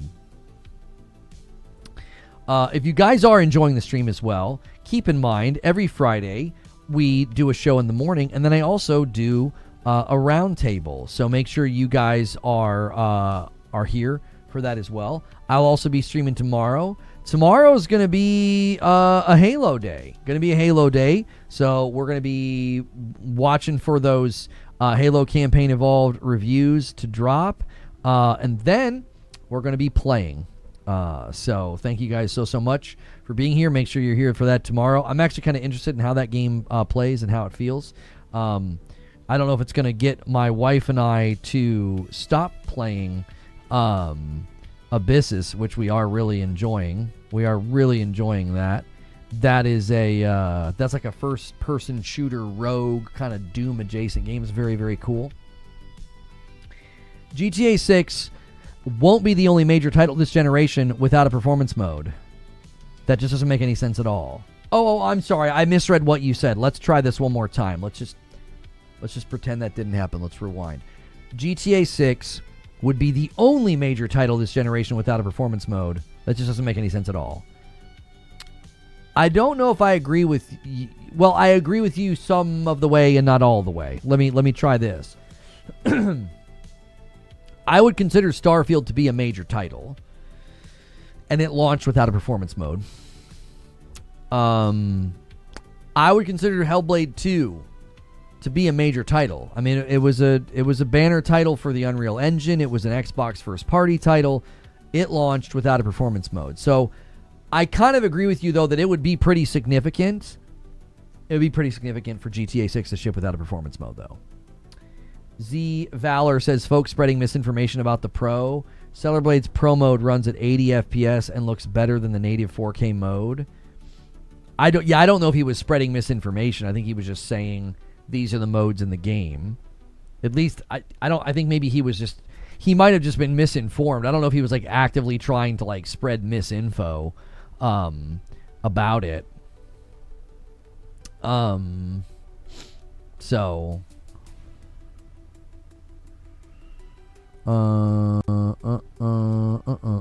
okay. Starfield launched without a brightness slider. It was a disaster visuals wise. Yeah, I mean, I think that's the difficulty. This is kind of how I think about it. I think there is sort of a standard in the industry of expectations right now, and I think these expectations are fair. I think a game that launches now, the expectation is I should have a 60 FPS mode. If you want to have a quality in mode in there, that's fine. But I think base level expectation is it's going to have a 60 FPS mode. Base level. And I think that's fair. I don't think that's unreasonable. I remember when Gotham Knights came out, we had lots of folks. I think even Skill Up said this, that he was either concerned or worried. He said something along these lines that we were headed back to 30 FPS games. And I remember saying, I don't think that's going to happen. I was like, I can't see it. I was like, one game set that entire narrative ablaze. People were like, oh, yep, these consoles aren't strong enough. We're going backwards. We're going back to 30 FPS games. That would be on the corkboard. That was a prediction that did not come to fruition. It did not come to fruition. So that's why I think at this point, it's like, no, I think it's totally fair to say base level expectations for games launching is some type of performance mode that you should be targeting 60. You know, even Digital Foundry was saying we will go back to 30 FPS in a later gen. Digital Foundry is so fake. I don't think those guys are fake at all. I would need to see the clip of them saying that. I don't recall them saying we're going to go back to 30. I don't remember them saying that. I think they've been largely impressed and surprised by how much better the PlayStation 5 is doing than they maybe expected, but I don't necessarily think that they're like fake. Let's be realistic. It'll have performance mode. There is nothing to stop dialing in those settings to make it a thing. You can find it for me? Yeah, I'd be very interested to see what they predicted and how they said it. Because Gotham Knights had everybody rattled, and I was like, this is such a one-off. I remember trying to tell people that it was such a one-off. The game looked so weird. It had gone through weird visual revisions. You're wondering what happened to Alex from Digital Foundry? Oh, has he not been in any episodes for a while?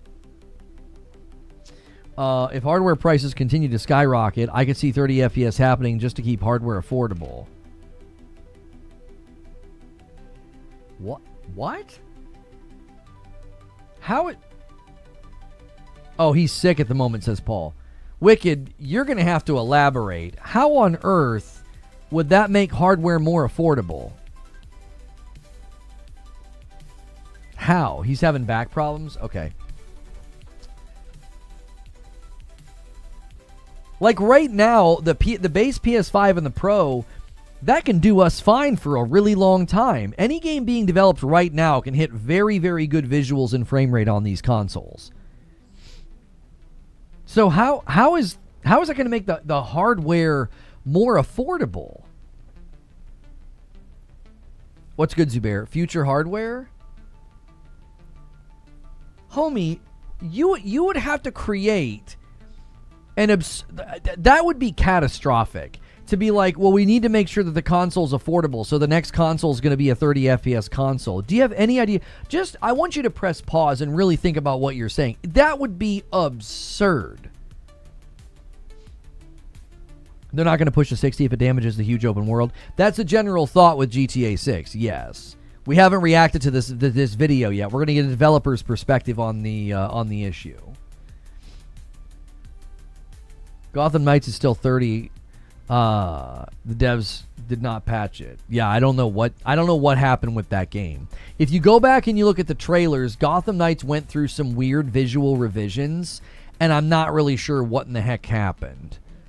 I don't know. So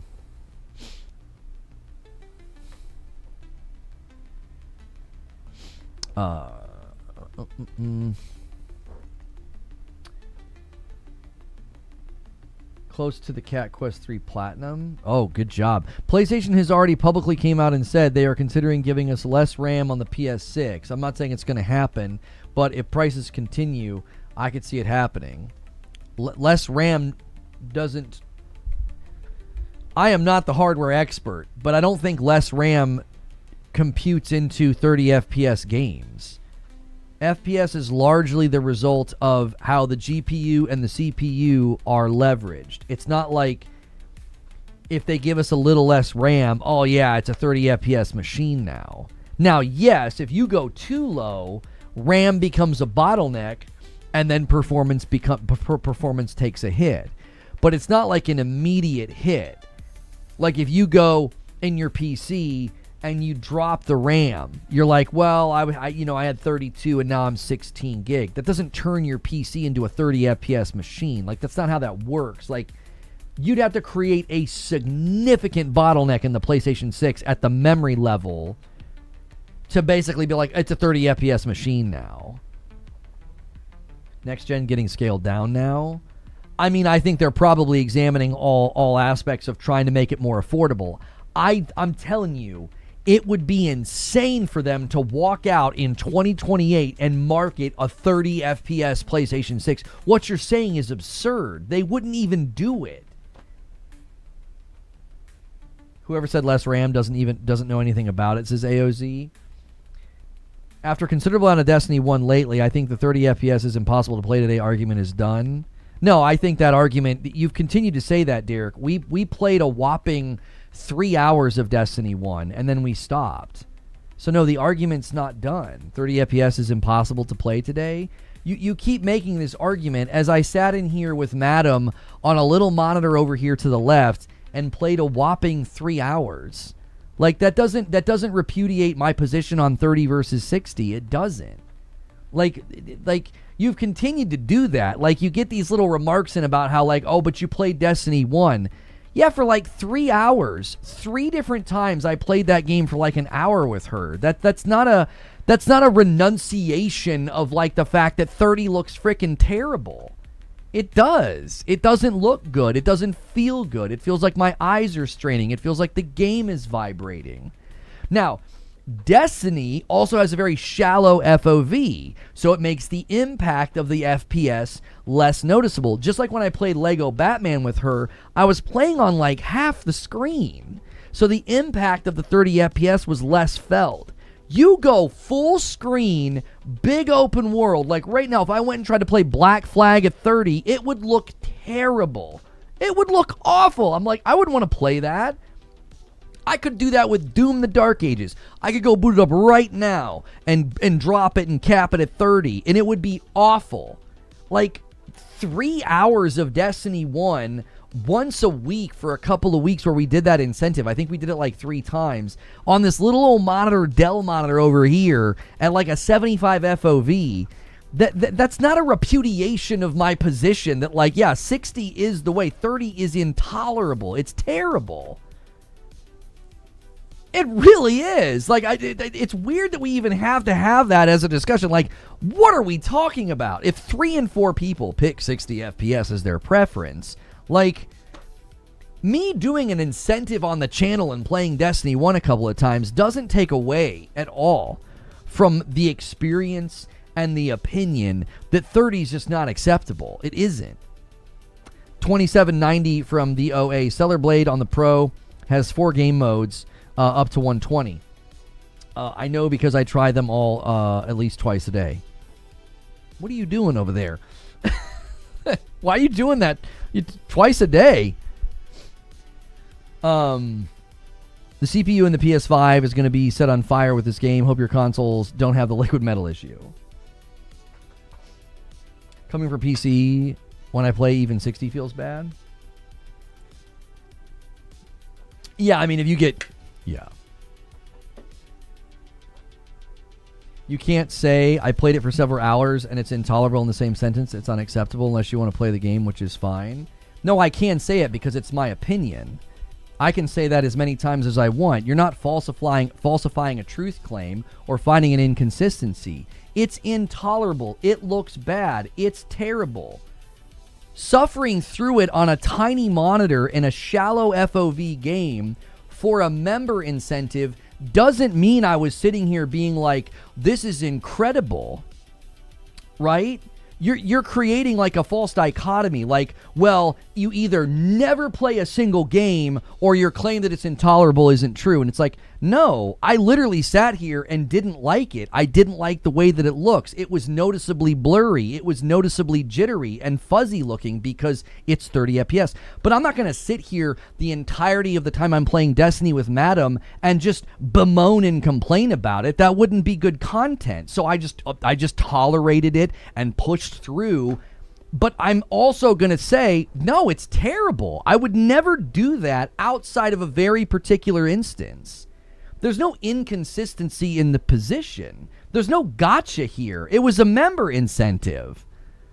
Like, I wasn't sitting here like, oh, this is great. This is beautiful. I don't think there's any problem. I didn't like suddenly start contradicting myself. I was like, yeah, it's a member incentive. I'll do it. And it's nostalgic. It's Destiny 1. It's a game I played and covered for years. You tolerated the intolerable.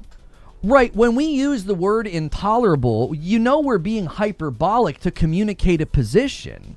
If I'm like, dude, the traffic in the city's intolerable. Well, did you get rid of your car? Like, what? Like, we know what that means when someone says, dude, it's just intolerable. It's terrible. Well, did you sell your car? Did you light it on fire? Do you walk everywhere now?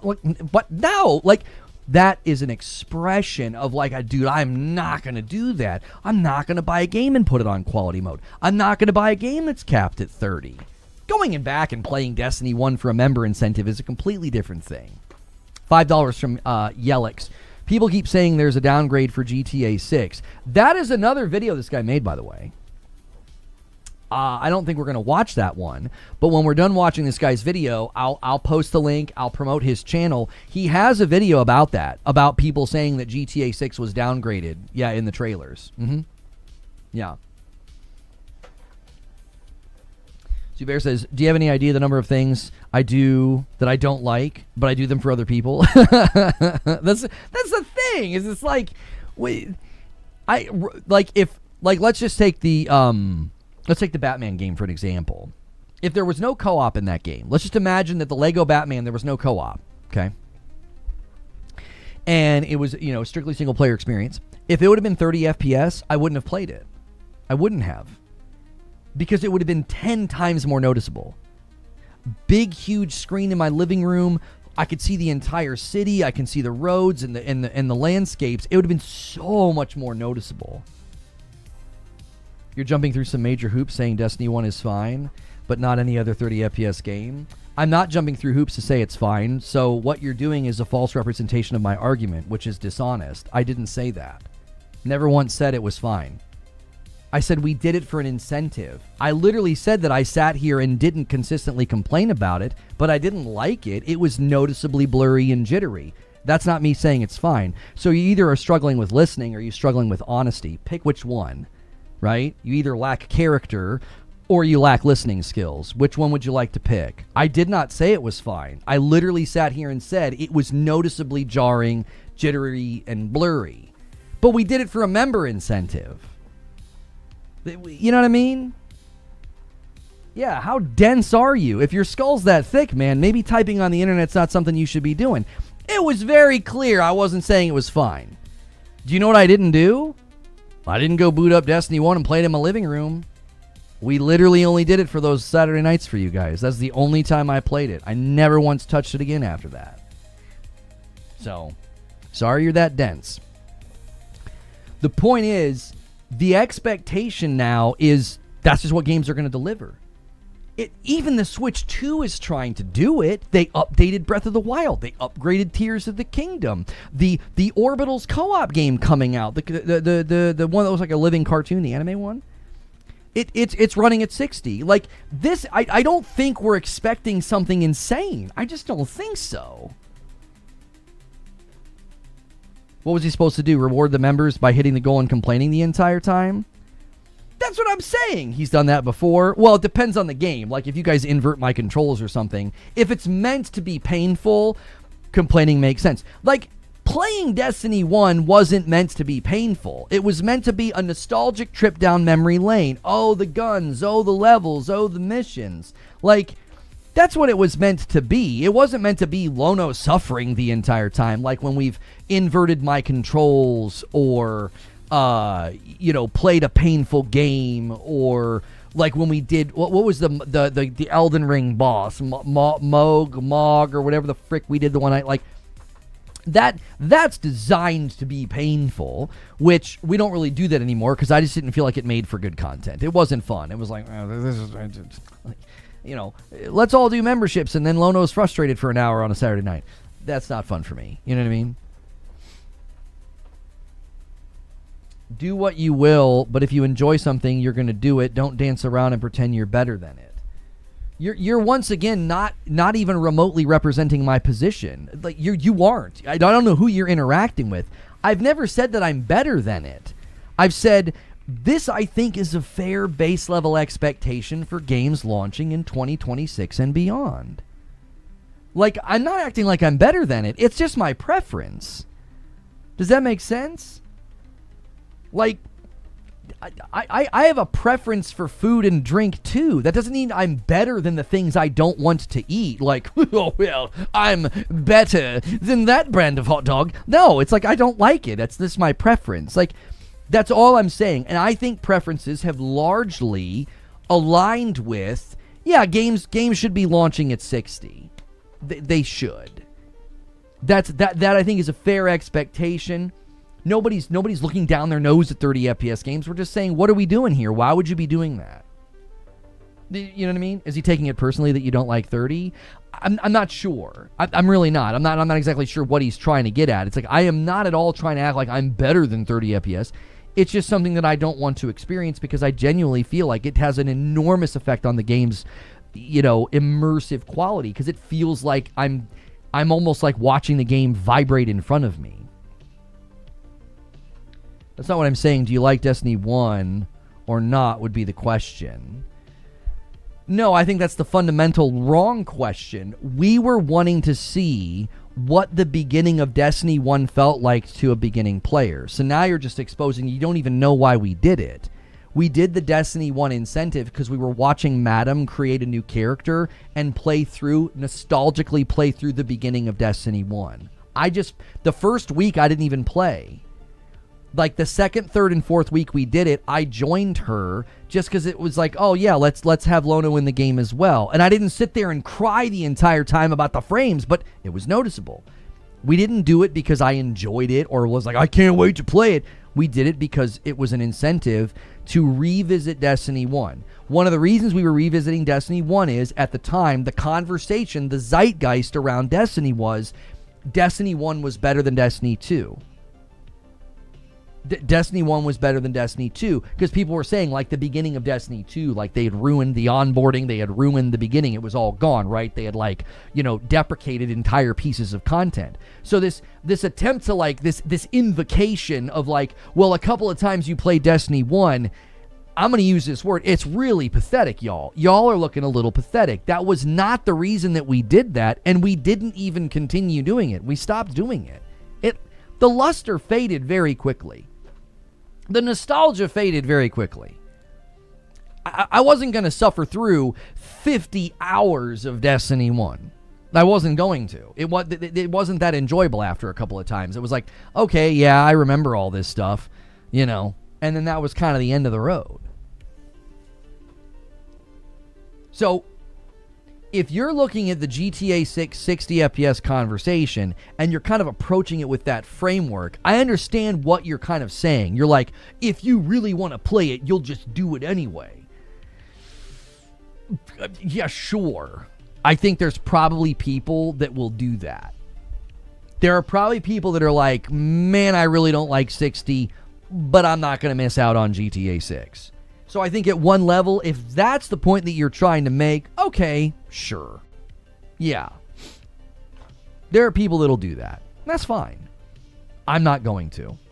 I'll play it at launch date so people can see it, so people can talk about it, so we'll have that gameplay on the channel, sort of like a historic, I'm not going to miss out on a historic moment. but I'm not going to perpetually play the game if it's at 30. I'm not going to. I literally don't like it.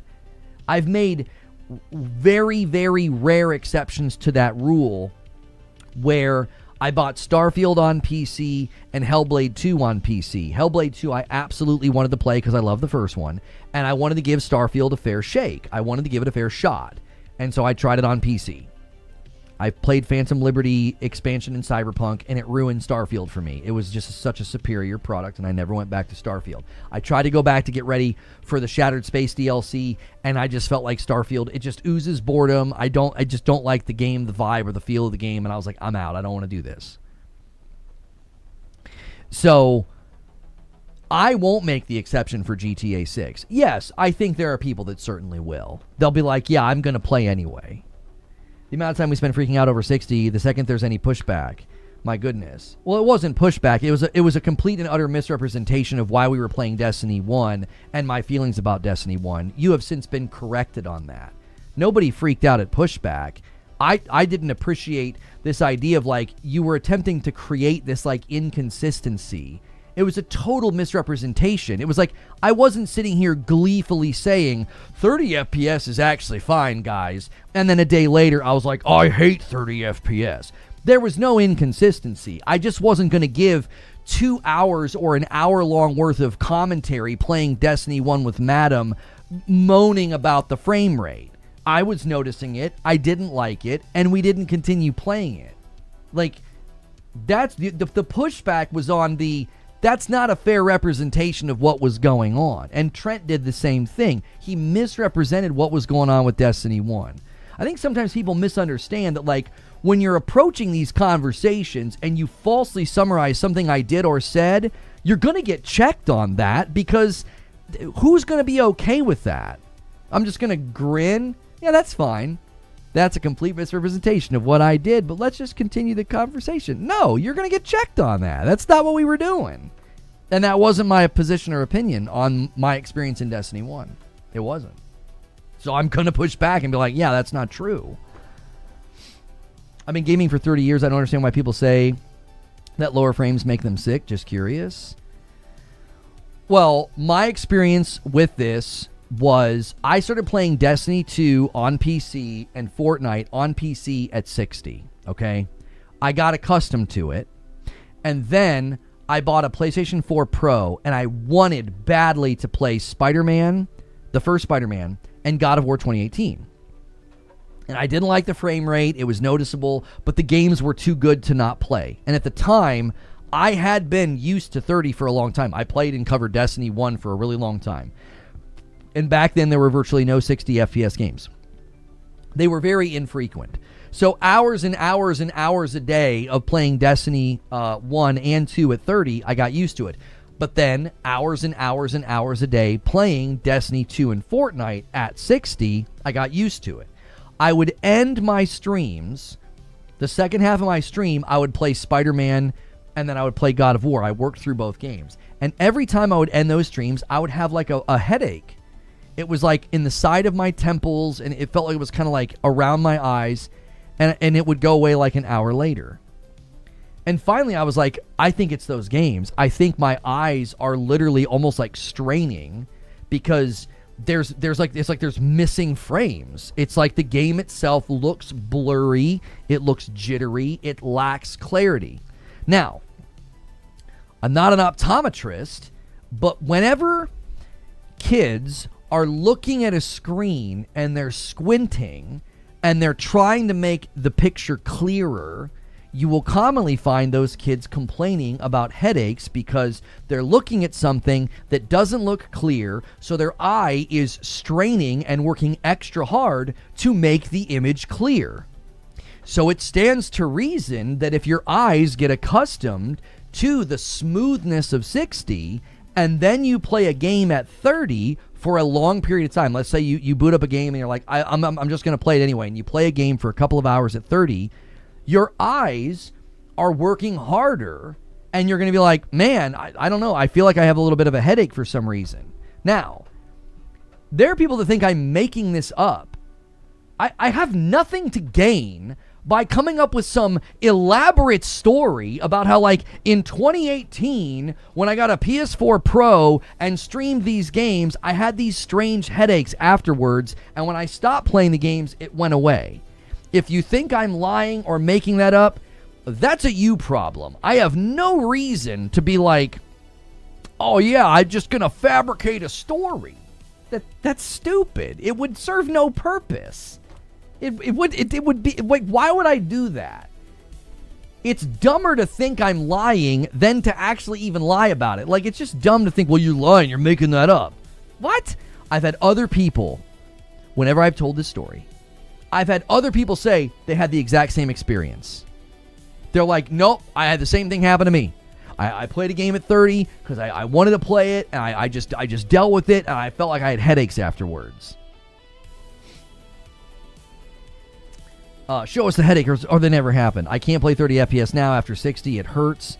I remember when we had to go back into Destiny 2, they launched the hard mode versions of the raid on the console first.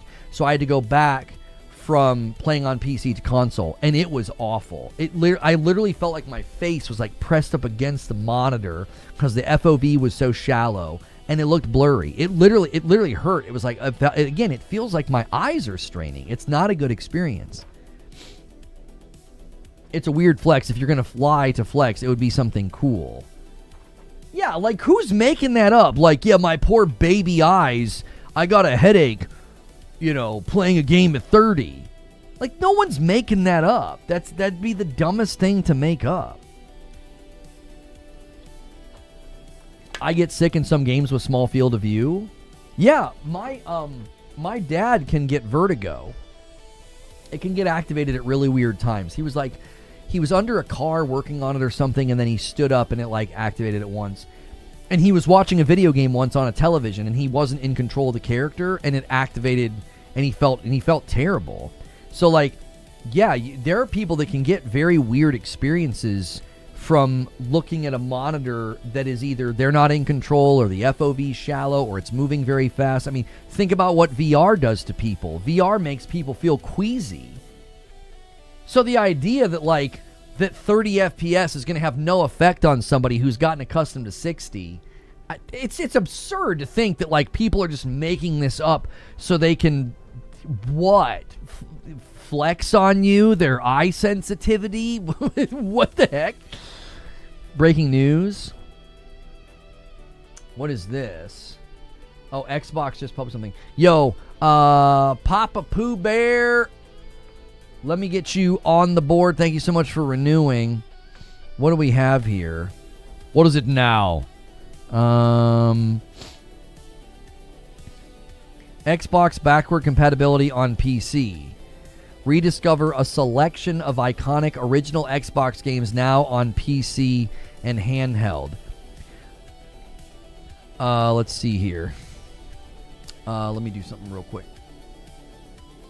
All right, so we kind of have some breaking news here. Xbox just announced backward compatibility on PC for a selection of original Xbox games. This is probably some type of an experiment to get this working. We know they're working on back compat for PC.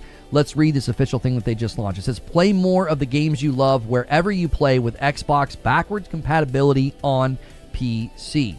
Today, we're introducing Xbox backward compatibility on PC, making it easier to play classic Xbox games from the past across PC and handhelds, including the ROG, Xbox Ally, and the Xbox Ally X. Your library is more than just a collection of games. It is your personal history of epic stories and treasured memories from the past. And as players, we don't want to leave our gaming legacy behind, even as technology continues to evolve and advance. We expect our library of games to move forward with us and to be able to be played in entirely new ways. Now, I would say this is a smart play by Xbox, because we know PlayStation's in the headlines right now and getting ripped by people for ending discs, and they're saying, hey, your library should come with you. Now be careful, because he's saying, hey, you're going to be playing these things in entirely new ways. We've heard from folks that are close to Xbox that they're pushing towards the same digital-only future. Their physical purchases are way, way down as well. So this is likely a very, very smart PR play. I actually applaud their back compat efforts. I think more and more people should have access to their back compat games. Rolling out today, Xbox Back Compat on PC launches in early release, starting with 4 classic original Xbox games now playable on PC and handhelds for the first time ever. Yeah, I think this is totally a smart play given the news. These 4 games, they were probably like, hey, what games do we have that are ready right now? Let's push this out. Let's take advantage of what's going on with the digital library continuity and back compat and CDs and discs and DVDs, that whole conversation. Let's push this out. I think this is a smart play. This marks the beginning of a broader effort to preserve Xbox games from the past and bring them to PC over time. And we are not just enabling you to play them on PC, we are also adding new features to make your gaming experience better than ever. Players can jump into the following games on PC and supported handheld devices beginning today in supported regions. We have Blinks, The Time Sweeper, Conquer Live and Reloaded, Crimson Skies, High Road to Revenge, and Fusion Frenzy. Each of these games is now available for purchase on PC and also included with all Xbox Game Pass plans. If you already own a digital license for these games on console, that license now carries over to your PC and your handheld. This is going to be one of the challenges that they're going to run into with this. Like, I think back compat is great, but this is one of the reasons like some games are not available on the cloud.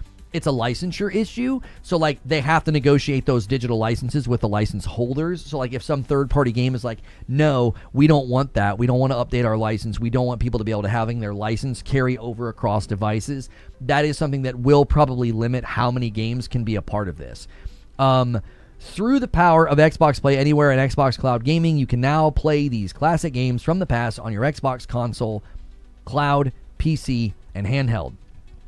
In addition to making these games available on PC for the first time ever, we've added new features to enhance the experience on PC while preserving the original gameplay. Players can customize the graphics, the settings, including up to 4 times resolution upscaling, VSync support, full screen and windowed display modes, anisotropic filtering, enhanced anti-aliasing, and more. These games also include customizable language and audio settings. I wonder if you're going to be able to like get better frame rate. Like, are you going to be like, because some of these games are old, right? Like, I wonder, pertinent to the discussion we've been having about like GTA 6 and 60 FPS. We plan to add even more features to Xbox Back Compat games in the future. I'm excited to share that later this year, we will be bringing one of the top fan-requested features to select original Xbox games on both console and PC. They're going to bring achievements. There you go. The first 4 games releasing in preview today will be updated to include achievements in the coming months. Okay, so they won't have achievements today. Getting started is simple. If your PC or your handheld meet the minimum system requirements below, you'll be able to access back-compatible titles through Xbox and PC app. So I'll just pause here for a second if you want to get a screenshot, and then I'll just scroll down. So that's minimum, and then this is recommended if you want to get a screenshot or you need to pause the video. They say Xbox Back Compat on PC is another step toward preserving the games from the past and making it easier for you to enjoy and play more of those games you already own across the devices you see every day. Again, this is a smart play because the dialogue right now is heavily surrounding the idea of like, ownership and, preserving our libraries. I've consistently said that digital is one of the best ways to preserve our libraries because it's just easier, and then having access to them and downloading them. And then if we actually have ownership rights and protections, that's where we're headed. And I think having a digital library continuity where back compat is allowing you to play really old games that you own, this is a great first step. The question would then remain, are they going to do that disc to digital thing with like older Xbox games and 360 games? Because we heard it was only going to apply to like Xbox One and Series games, because that is another aspect of library continuity. So I would say this is a good start for back compat for the Xbox fans. There we go. I would say that's a good start. More pressure on PlayStation? Yeah, but I mean, I don't think it's going to apply any pressure with respect to the physical conversation, brother, because they basically just walked out and said, this is a, it's not included in your plan. Oh, so you have to like, if you go to do it and it's not included in your plan, you're going to get like this. Blinks, the Time Sweeper, is not included in your plan. So you'll have to like change if you want to have access to this. It looks like this is going to be a part of the so it's a good step for back compat. But it seems like you still are going to be required to have those Game Pass tiers to interact with it. It's not a good sign for their hardware. Yeah, bringing back compat to PC, yeah, that literally could be a great way for them to just completely sidestep even needing to do much with hardware. They'd be like, well, you just do it on a PC. You can just do it on a handheld. You can do it on hardware we're not even making. Again, I would say that's an advantageous position. Let's see. Xbox back compat on PC. Breaking news. I'll go ahead and throw that into the folder for you, creature, because I mean that just broke. So back compat for original Xbox exists already. It's called emulation. Well, but I mean, again, that's not through Xbox, so that's not the same. I think we all know that's not the same. So, I would say smart play on the optics side of things, right? That's a smart play on the optics side of things. Like, PlayStation's looking kind of like bad and people are mad, and Xbox walks out and says, hey, we're making efforts to do continuity of your library and the games that you own because we feel like that's important, and people are going to focus on that and say, hey, this is what you guys should be doing. They'll, maybe miss the forest for the trees, that this is ushering us to a digital-only future. I mean, this is just one more step toward that. And I actually don't think that that's necessarily a bad thing. I don't necessarily think that that's a bad thing. So, I do think it's a bad thing if we don't have ownership, though. I do.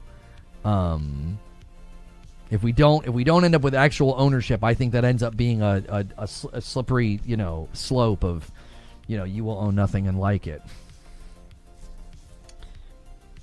I'm pressing exit out on new Xbox hardware. There seems to be some rumblings. I mean, what did Sneakers SO say? That, like, there's just nothing, like, there's just no future for their hardware. Like, he thinks internally I forget what he said. Sneaker said something about that recently, about how, like, basic, let me see if I can find, he said, there is no future for Xbox hardware, and they aren't really pretending otherwise internally. At least they'll put on a good show for the internet before everything turns south. Gotta protect the revenue stream you have until you're finally ready to cut it all off. He sees that all you're seeing right now is reassurance for diehards. Like, that's Sneaker's position from what he's hearing internally. If what he's hearing internally is like, this is just not something that they're seriously pushing for and contending for anymore. That's Sneaker's position. I'm not saying that. I don't have any contacts at Xbox, but he is literally saying, yeah, this is just not something that they're taking. They're not. This is a lot of posturing. Like, he's basically saying, like, this is posturing. Like, they're doing this to give reassurance to the diehards. It's not something that they're doing. They're taking seriously internally, and I think it's primarily because of the cost. If PlayStation themselves are dealing with this, like, rising cost, what do we do? Like, how do we handle this? I actually think that the internal sort of dialogue about it is probably very similar at Xbox. They're like, what are we going to do here? This is becoming so expensive. It's not a tenable business plan. You're not going to move enough. You know what I mean? You're going to have to raise the price too much. Because, like, think about what a lot of people have been saying. Okay? Thank you, Chrono, for the raid. Think about what a lot of people have been saying. They've been saying, well, the PlayStation 6 is going to be $1,000. And nobody's going to buy it. Okay? So PlayStation is currently the traditional console leader. Because I like, Nintendo is not really a traditional console. They're kind of in their own lane. There is competition there. We know PlayStation wants to get back into Japan. I think they're going to do that with their handheld. PlayStation is currently dominating the traditional console market. Okay.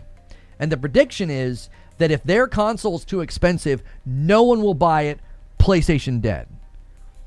Why don't you apply the same logic to Xbox then? Xbox is dying in the hardware lane. dying, withering on the vine, and you think they're going to come out with an expensive piece of hardware and do what exactly? What do you think they're going to do with a really expensive piece of hardware? You think it'll be successful? You think they'll sell a bunch of copies of it? I don't think so. I think PlayStation, I've said this, I think PlayStation's going to have to completely rethink how they market the PlayStation 6. I don't think they're going to be able to market the PlayStation 6 as like a generational console because it's not going to have the demand. It won't. It won't. He's dead wrong. This is the first step for Helix and bringing your library with you. Posturing Lamau. Why do people always have to make stuff up about Xbox? What do you mean? Nobody's making anything up. Brother, they did a showcase that is now full of lies. What do you mean? This is the question I have. I keep coming back to this question. Why do you believe anything they say? Why? Now they're starting to tell the truth. Now they're starting to tell us exactly what they're going to be doing. They're nothing but they just constantly say things that aren't true. They constantly say things to satiate the public and to calm everybody down. Why do you trust them at this point? Why? I need you to explain that to me. I can make a very compelling argument why I don't trust them. Why I think they say exactly what needs to be said in the moment to calm everybody down. It's never about a true commitment or telling the truth or actually projecting where they're going. It's always designed to calm everybody down. It's reactionary. Just 4 games. We have no plans to put Game Pass on PlayStation or Nintendo. And then this showcase. And then commitments on hardware. And the new logo. Why do you trust them? The Series S marketing that got set to private. I can establish my lack of trust. Can you establish your trust? Like, why do you trust them?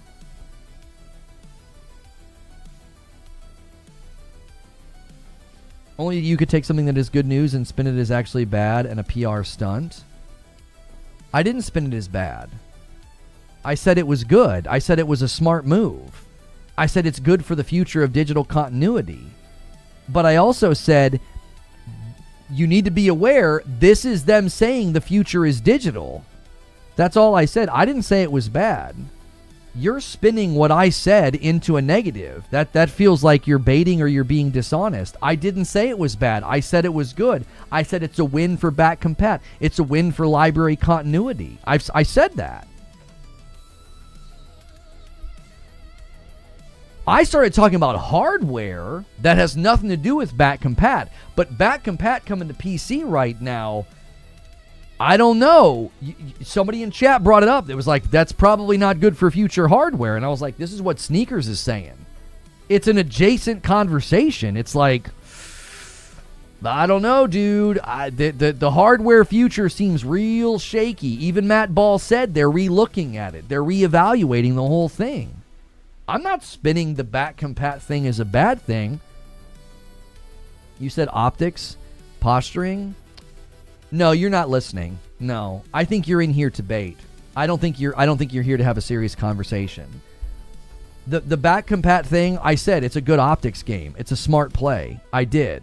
It's a smart play optics. Now posturing, I was talking about the hardware. I think they're posturing. I was talking about a separate thing that Sneakers SO has said. I think it's posturing. I'm agreeing with what Sneakers SO is saying. Why?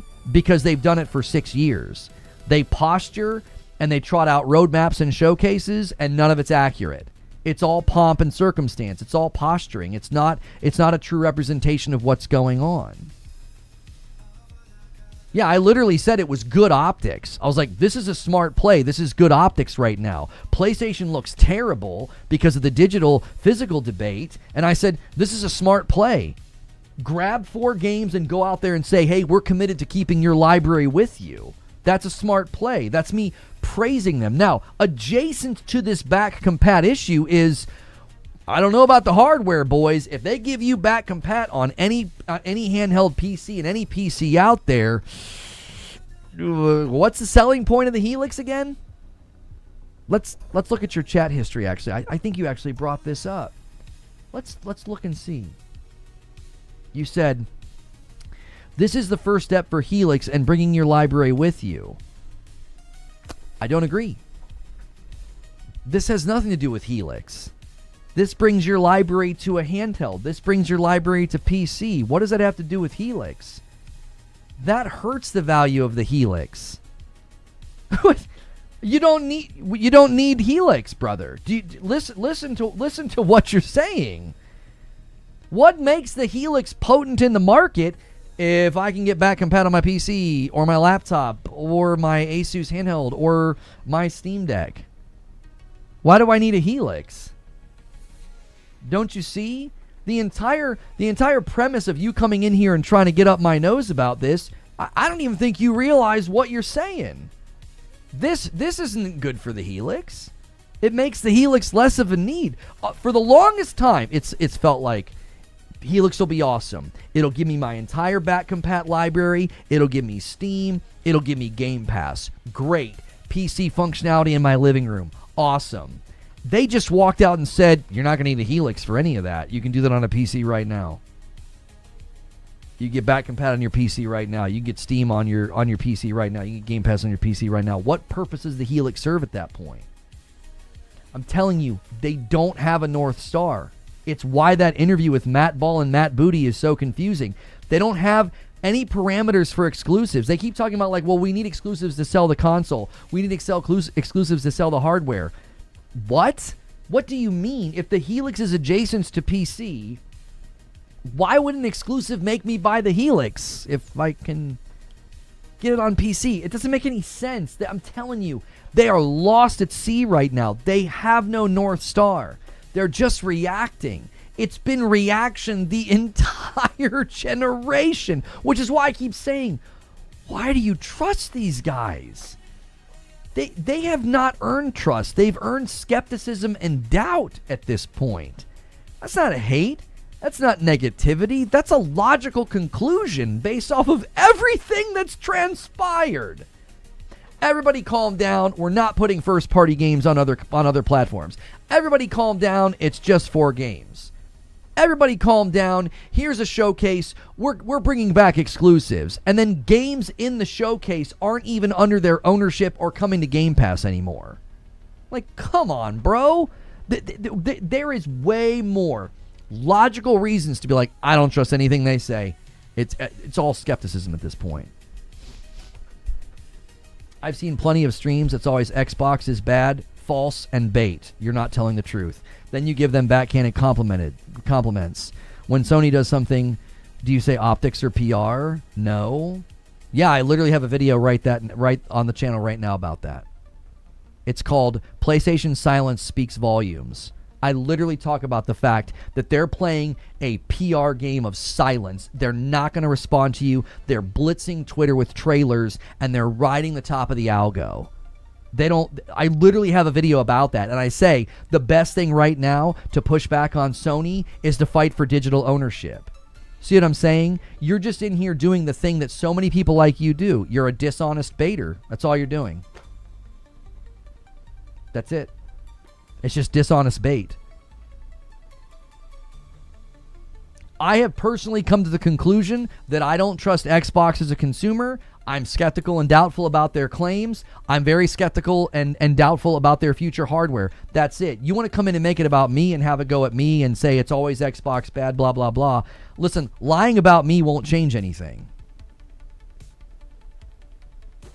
They have been a disappointing brand this gen. They haven't made good on any of their promises. Their brand is in a shambles. I have no reason to trust them right now. I have no reason to trust them right now. Your willful dishonesty doesn't change any of that.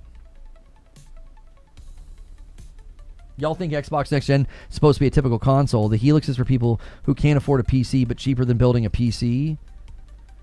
Xbox exclusive, PC, Xbox only.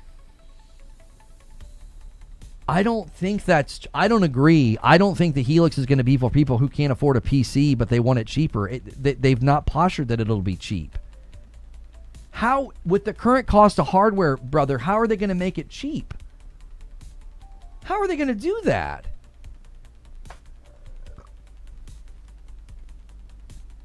How? What's also interesting, too, is when someone wants to come in and say, oh, I've been in so many streams and it's always Xbox bad. You know what's funny? If you've been coming here for a long time, I've been right about all these things. So I feel like you should be like, yeah, he's usually pretty on the mark with Xbox. He was right about all these things that were happening and what they were going to do and how it was going to play out. Where's your video on Sony being sued by 6 countries for antitrust, or the fact that you need a PSN and 62% of the globe won't be able to access their games? Where's your coverage of their Sony coin? I've not heard anything about the Sony coin thing. I've not seen any headlines about that. A lot of the globe not being able to have a PSN. Why would that have any effect on Sony's future? That's a reality right now. If you buy a PlayStation and you go to turn it on, do you know what you need? A PSN. You want me to make a video on that? Oh, okay. I'll get right on that. Yeah. Sony's in deep trouble. 62% of the globe can't make a PSN, which is required when you buy and set up a PlayStation 5 right now. And the antitrust lawsuits are tangentially covered whenever I've talked about the disc to digital thing. But again, you're not an honest person, so you wouldn't know that or allow for that. You're misrepresenting my content because you're not an honest person. So if you go and watch my videos about the disc to digital thing, I literally bring up that lawsuit. I do. And I say they're going to be selling digital in stores. I think that's in response to the one lawsuit. But again, you're not honest, so you probably don't know that I cover that, or you do know and you'll just gloss over it. This is just very weak bait. I think your bait game is pathetic, bro. You're just in here trying to rile me up, and it won't work. I'm not letting people like you do this anymore. I'm just calling it what it is. You're just in here doing weak bait. Why are people always trying to position Xbox leaving hardware as a bad thing? It's the best move, says Creature. Making software and selling software to anyone who wants it is how Microsoft got dominant. Right. I don't get why you would want them to do hardware. I feel like the hardware is a giant distraction. What does making a Helix do for you if it's a PC? What does it do? Are you dumb? As of right now, those people can play those games physically without a PSN? Remarkable. How do they do that? When it goes digital, they won't have access to their games? It's so funny.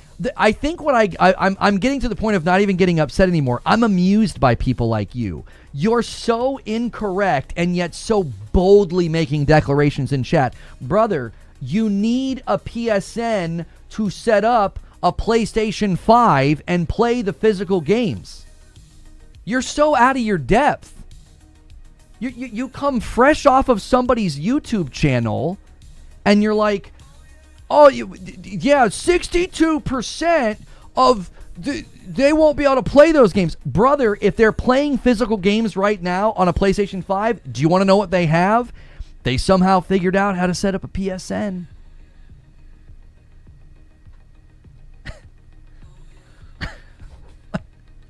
It's remarkable. I'm telling you, you guys get propagandized by people that make videos and they're like, and they say all this stuff and you're like, oh yeah.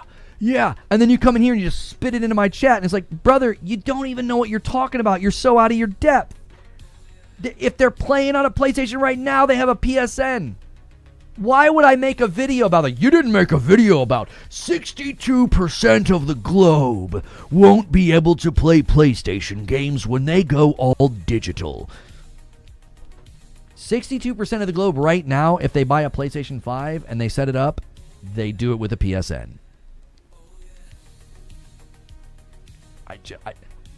Like I said the other day, I end up feeling bad for you guys. You literally get propagandized by people who make content that is not honest. They're misrepresenting the situation. You literally said back compat was a PR move? I said it was a smart PR move. Yes, it is. It's a smart move. Yeah. You don't think they're taking advantage of the situation right now? It's a very smart play. It is. That's my opinion. If my opinion upsets you, you got to figure out how to not be so emotionally unstable. I'm sorry that that's so upsetting for you, but I do. I think it's a smart PR play. If that upsets you and that makes you emotional, I mean, I don't know, get therapy or something. That's not that. I don't think that's that scathing of a take to be like, this is a pretty smart PR play right now. It really is. PlayStation looks terrible, and you walk out and you signal backwards compat digital continuity of their library. It's a very smart play.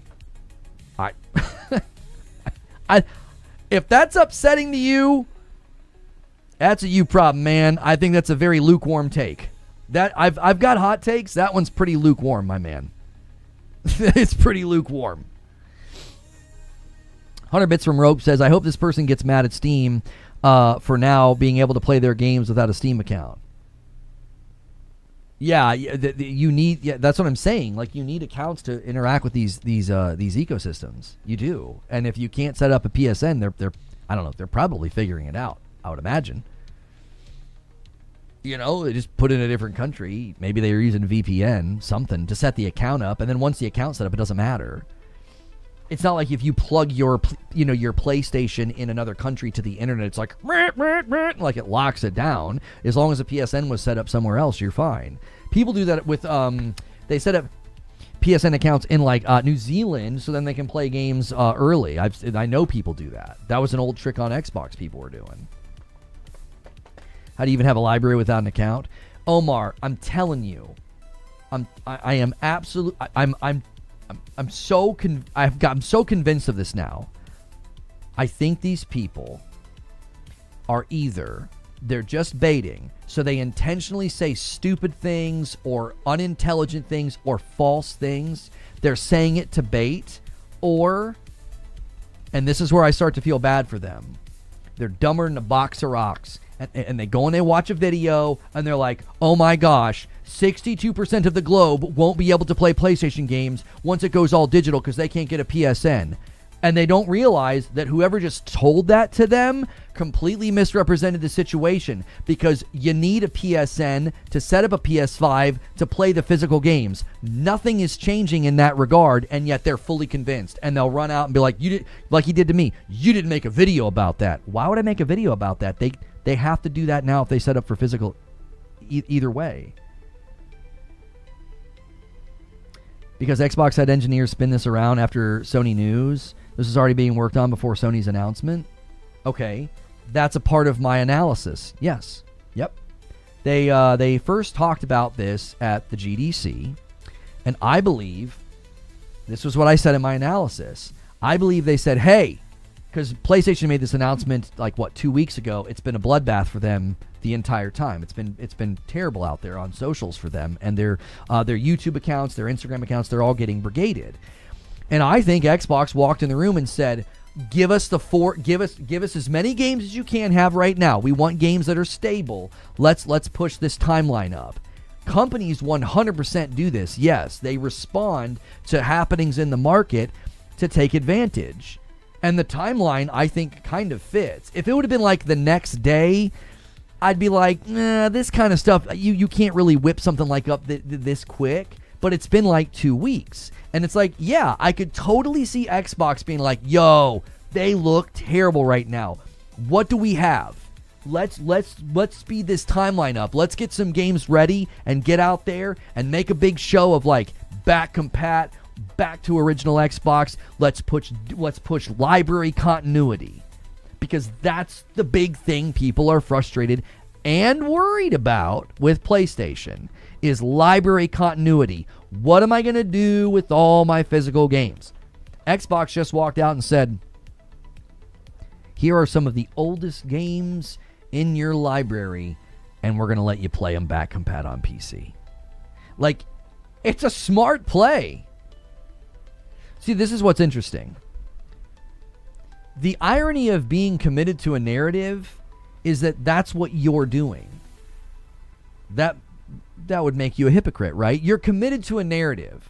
It's like, I say it's a smart play, and you're like, you're making this negative and saying it's PR. That's a backhanded compliment. Huh? It's a smart business play. What do you mean? That's a compliment.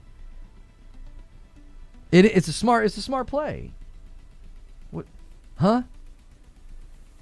That's not I'm not insulting them. I'm like, smart. It's what I would have done. If I was in charge of Xbox, that's what I would have done. I'd have been like, how can we take advantage of this? How can we take advantage of this? PlayStation looks terrible right now. We can use this. What do we got? What do we got? And I mean, again, it's a smart play. They're going all the way back to old games. It's not like they're grabbing some random like Xbox One games. They're going back to like original Xbox games. It's smart play. It's totally what I would have done.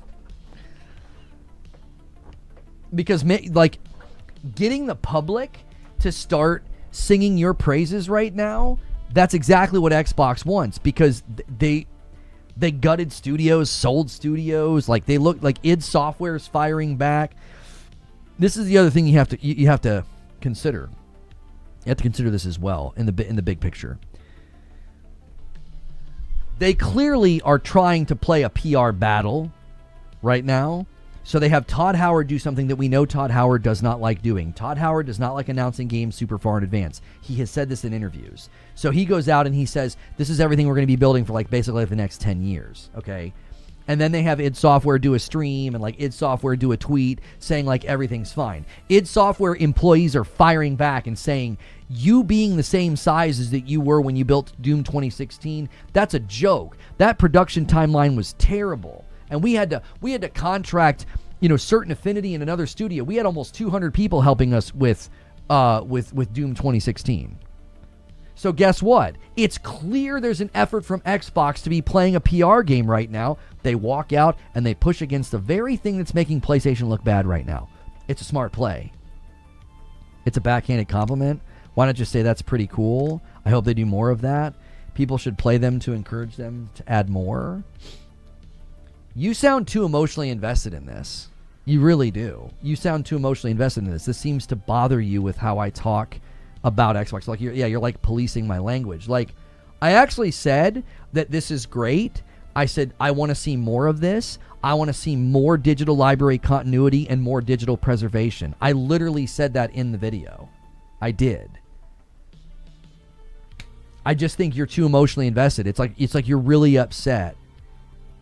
It's like you're so upset that I didn't just fall on my hands and knees and say they're the greatest thing ever and Asha is my queen. So you're like, yeah, you didn't compliment them enough. You know what I mean? You're like that insecure girl in the sitcom where like you compliment her shirt but not her pants. So she's like, so what's wrong with my pants? Like you're giving off that kind of energy, bro. It's just weird insecure energy. It's a frickin' brand. It's a company. It's a multi-billion-dollar company. What are you worried about what I say about them?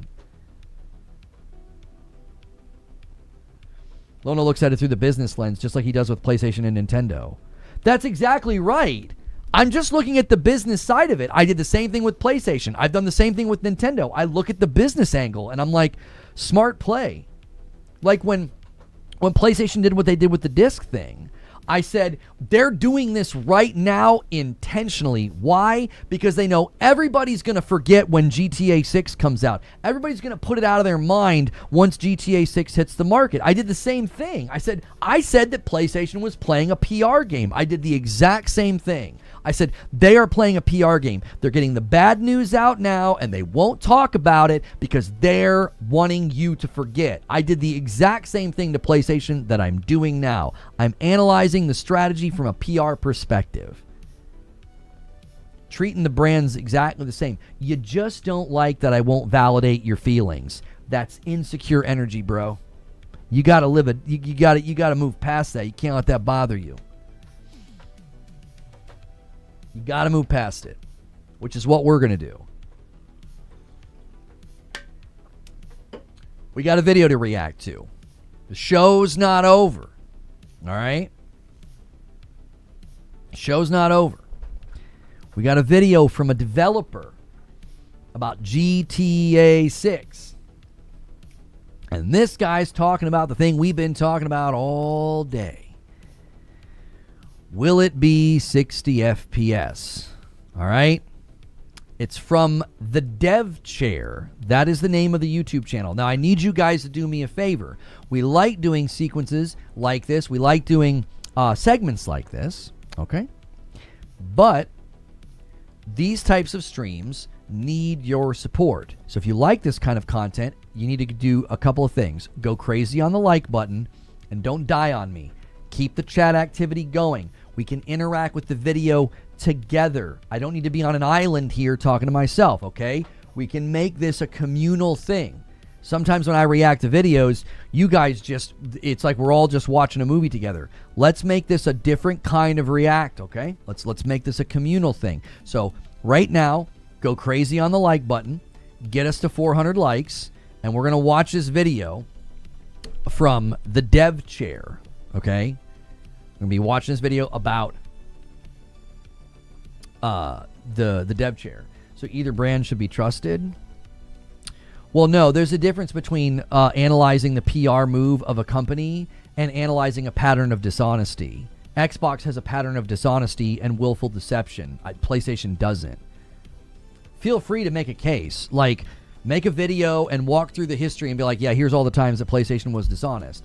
Because I don't think you can. I think you can make a clear, patterned, like, my distrust of Xbox isn't because of playing PR games. It's because they say things that aren't true. They're deceptive. They're not an honest company.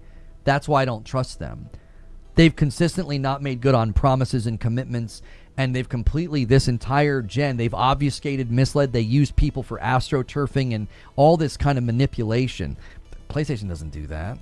Like, PlayStation plays PR games? Sure, everybody plays PR games. They all play the optics games. They all get the bad news out of the way before the showcases. Like, we've seen this historically. That doesn't mean they're not trustworthy. You're equating things that I don't think are equal. That's not how I make assessments on trustworthiness. Every business is going to play a PR game. That doesn't mean every business is untrustworthy. So,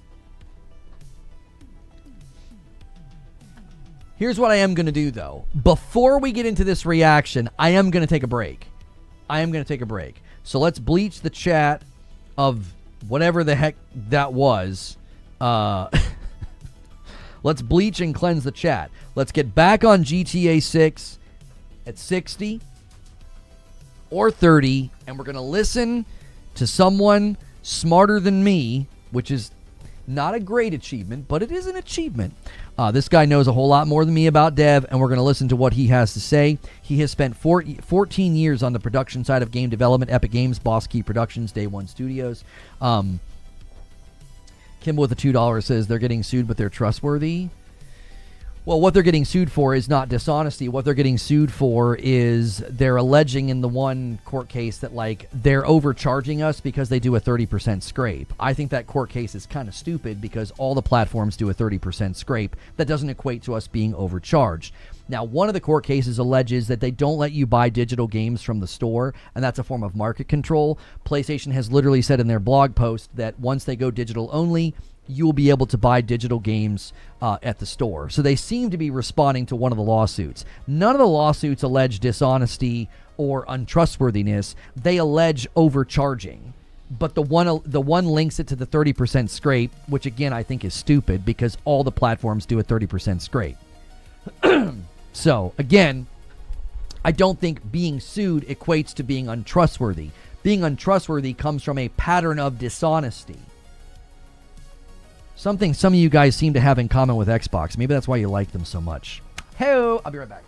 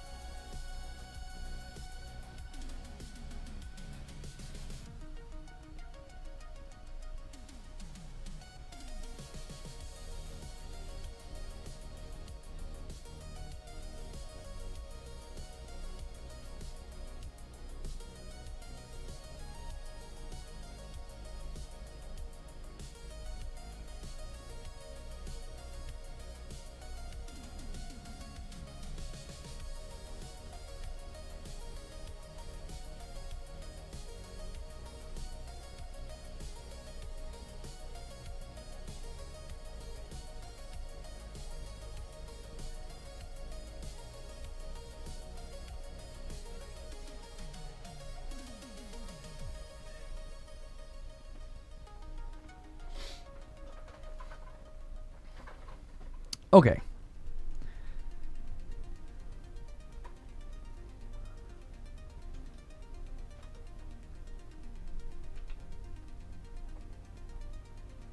Okay, let's go.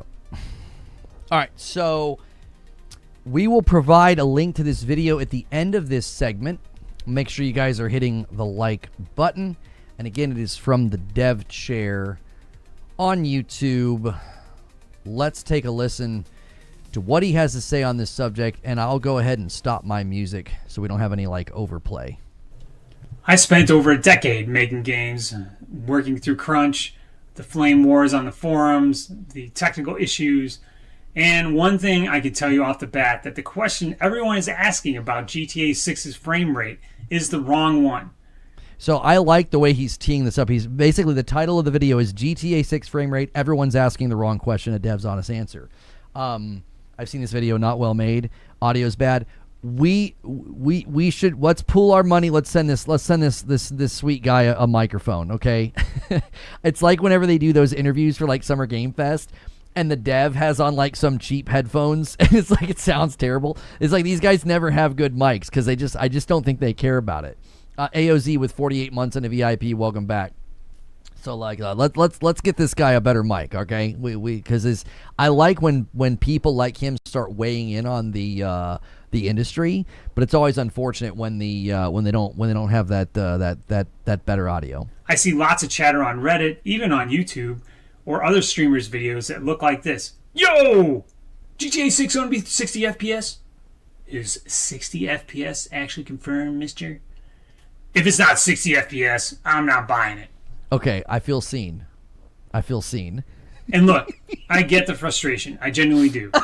You've been waiting for this game for over a decade. We have. You've been burned by all these hype cycles before in other games. Yep. So you're looking for the straight answer from someone that could give you a rational take on the matter. You're not looking for another hot take or another leaker recap or some random guy reading Reddit posts to you. So here's the whole shebang in regards. Now listen, I don't know about these random guys reading Reddit posts, okay? I don't think I've done that. I don't think. To the whole GTA 6 FPS quandary. You're asking the wrong question. You know that old show Dragnet? Okay, if you're Gen Z, this might slide right by you. I'm really sorry, but I'm an old dude, so this makes sense to me. So Sergeant Friday had one line he was famous for. Just the facts, ma'am. That's right. And that's this video. It's just the facts. Because right now, the GTA 6 frame rate brouhaha is anything but facts. There's leakers contradicting each other, boilerplate copy being distributed to retailers, being mistaken for insider intel, and no one is sitting down and looking at the actual engineering underneath any of it. By the end of this video, the question won't be, will GTA 6 hit at 60 FPS? It'll be, do I actually understand why hitting 60 FPS with this type of game is really super hard? I actually think we've done a pretty good job giving a lot of ground and a lot of space for why it will be hard, why it will be difficult. I've consistently said that's why the PS5 Pro will not be a magic wand. I feel like I have done my absolute best to keep that in the room, to keep that in the conversation so it doesn't get completely one-sided. Like, I think I can say, hey, I would really like there to be a performance mode. I would like them to target 60. I'm not really interested in playing or buying the game at length if it doesn't have that. Now, I can say that while also saying it's going to be tough. There's plenty of good reasons why it will be tough. And it's not going to be a magic wand for PSSR and the PS5 Pro to fix. So that's why I wanted to react to this video. He also has, by the way, if you can kind of get over the audio, he does have a video about whether or not the game was downgraded from one trailer to the other. That's another video on his channel that you should check out. And once you see it through this developer's old and grizzled eyes, the whole conversation gets a little clearer. So, just a quick note on whose old and grizzled eyes are on this mug who's plastered on your screen. Now, he's about to go into his credentials. Poxy Bear's in chat saying, I've already watched the video. He's good, but just remember, he's never worked at Rockstar. He doesn't know their capabilities, engineering, and their patents filed and awarded. I've consistently said my main contention is that they're working on it. I don't think they're just going to take this lying down and not make any efforts to do it. I think we give them lots of credit for being innovators and being forward thinkers. It would be very weird for them to be innovators and forward thinkers and not be making strides toward a performance mode. I'm not saying that it will be there. I'm saying it's got to be something that they're working on. I have a hard time believing that they're not working on it. I spent 14 years in the game industry on the production side at Epic Games, Bosky Productions, and Day One Studios. I was in these conference rooms where engineers and artists were at knife point over the trade-offs they would have to make with their games. It was exciting, but let me tell you. What are the trade-offs? Smoother gameplay versus better-looking graphics. How much is happening in the game at once, and whether the CPU can keep up. I didn't write the engine code, but I worked with the technical directors that managed the people who did. And I sat through many of these arguments. I know exactly what's happening here. So one thing, this channel doesn't pretend to know things it can't know. So I'm going to be straight with you about what's confirmed, what's just an educated guess, and what's just people going bonkers and screaming at the walls just because I feel seen. Because they want to watch the world burn. Let's get down to work. Here's the part that's going to change this entire argument for you, because the questions everyone's fighting about online isn't even fighting about the right things. So here's the 60 FPS conversation and how it usually goes. Someone posts in the forum, leaker says GTA 6 is confirmed 60 FPS on PS5 Pro. Reddit goes crazy, X/Twitter goes bonkers, YouTube flame wars explode. 17 reaction videos go up in 4 hours. Hey. 17, maybe 18. No, there was claims made on Twitter about this. Like, it's definitely going to be 60. I'll delete my account if not, or whatever. That's definitely been a thing. Like, we've seen this. Like, people have made pretty strong claims about this game in 60. We've also seen claims in the other direction as well, that it won't be. Everyone's either celebrating or calling it a fake. And then massive amounts of silence. Because Rockstar doesn't confirm anything. Because Rockstar never says anything. And this hype cycle just keeps spinning out of control. But here's what nobody stops to ask. Why is 60 FPS hard for this specific game? Because it's not hard to do for every game. Your indie platformer like Pizza Tower, 60 FPS, no problem. That corridor shooter like Fear for the Xbox 360 that I worked on, 60 FPS was easy after backwards compatibility. So why is GTA 6 different? Well, I'd love to ask him about that. Like, why was it, easy back compat because of the increased power, Like, because that is an older era game. So GTA 6 is not a linear corridor shooter. It's not a small, predictable environment. It's a massive world simulation. GTA 6 isn't just a game that renders pretty pictures. It's a game that is computing an entire living city and surrounding environment in every single frame. You've got traffic going up and down the streets.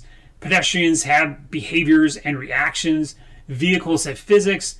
Weather systems affect the environment. Water has to move and respond. Police systems have to track the player. And NPCs have to react to events happening around them.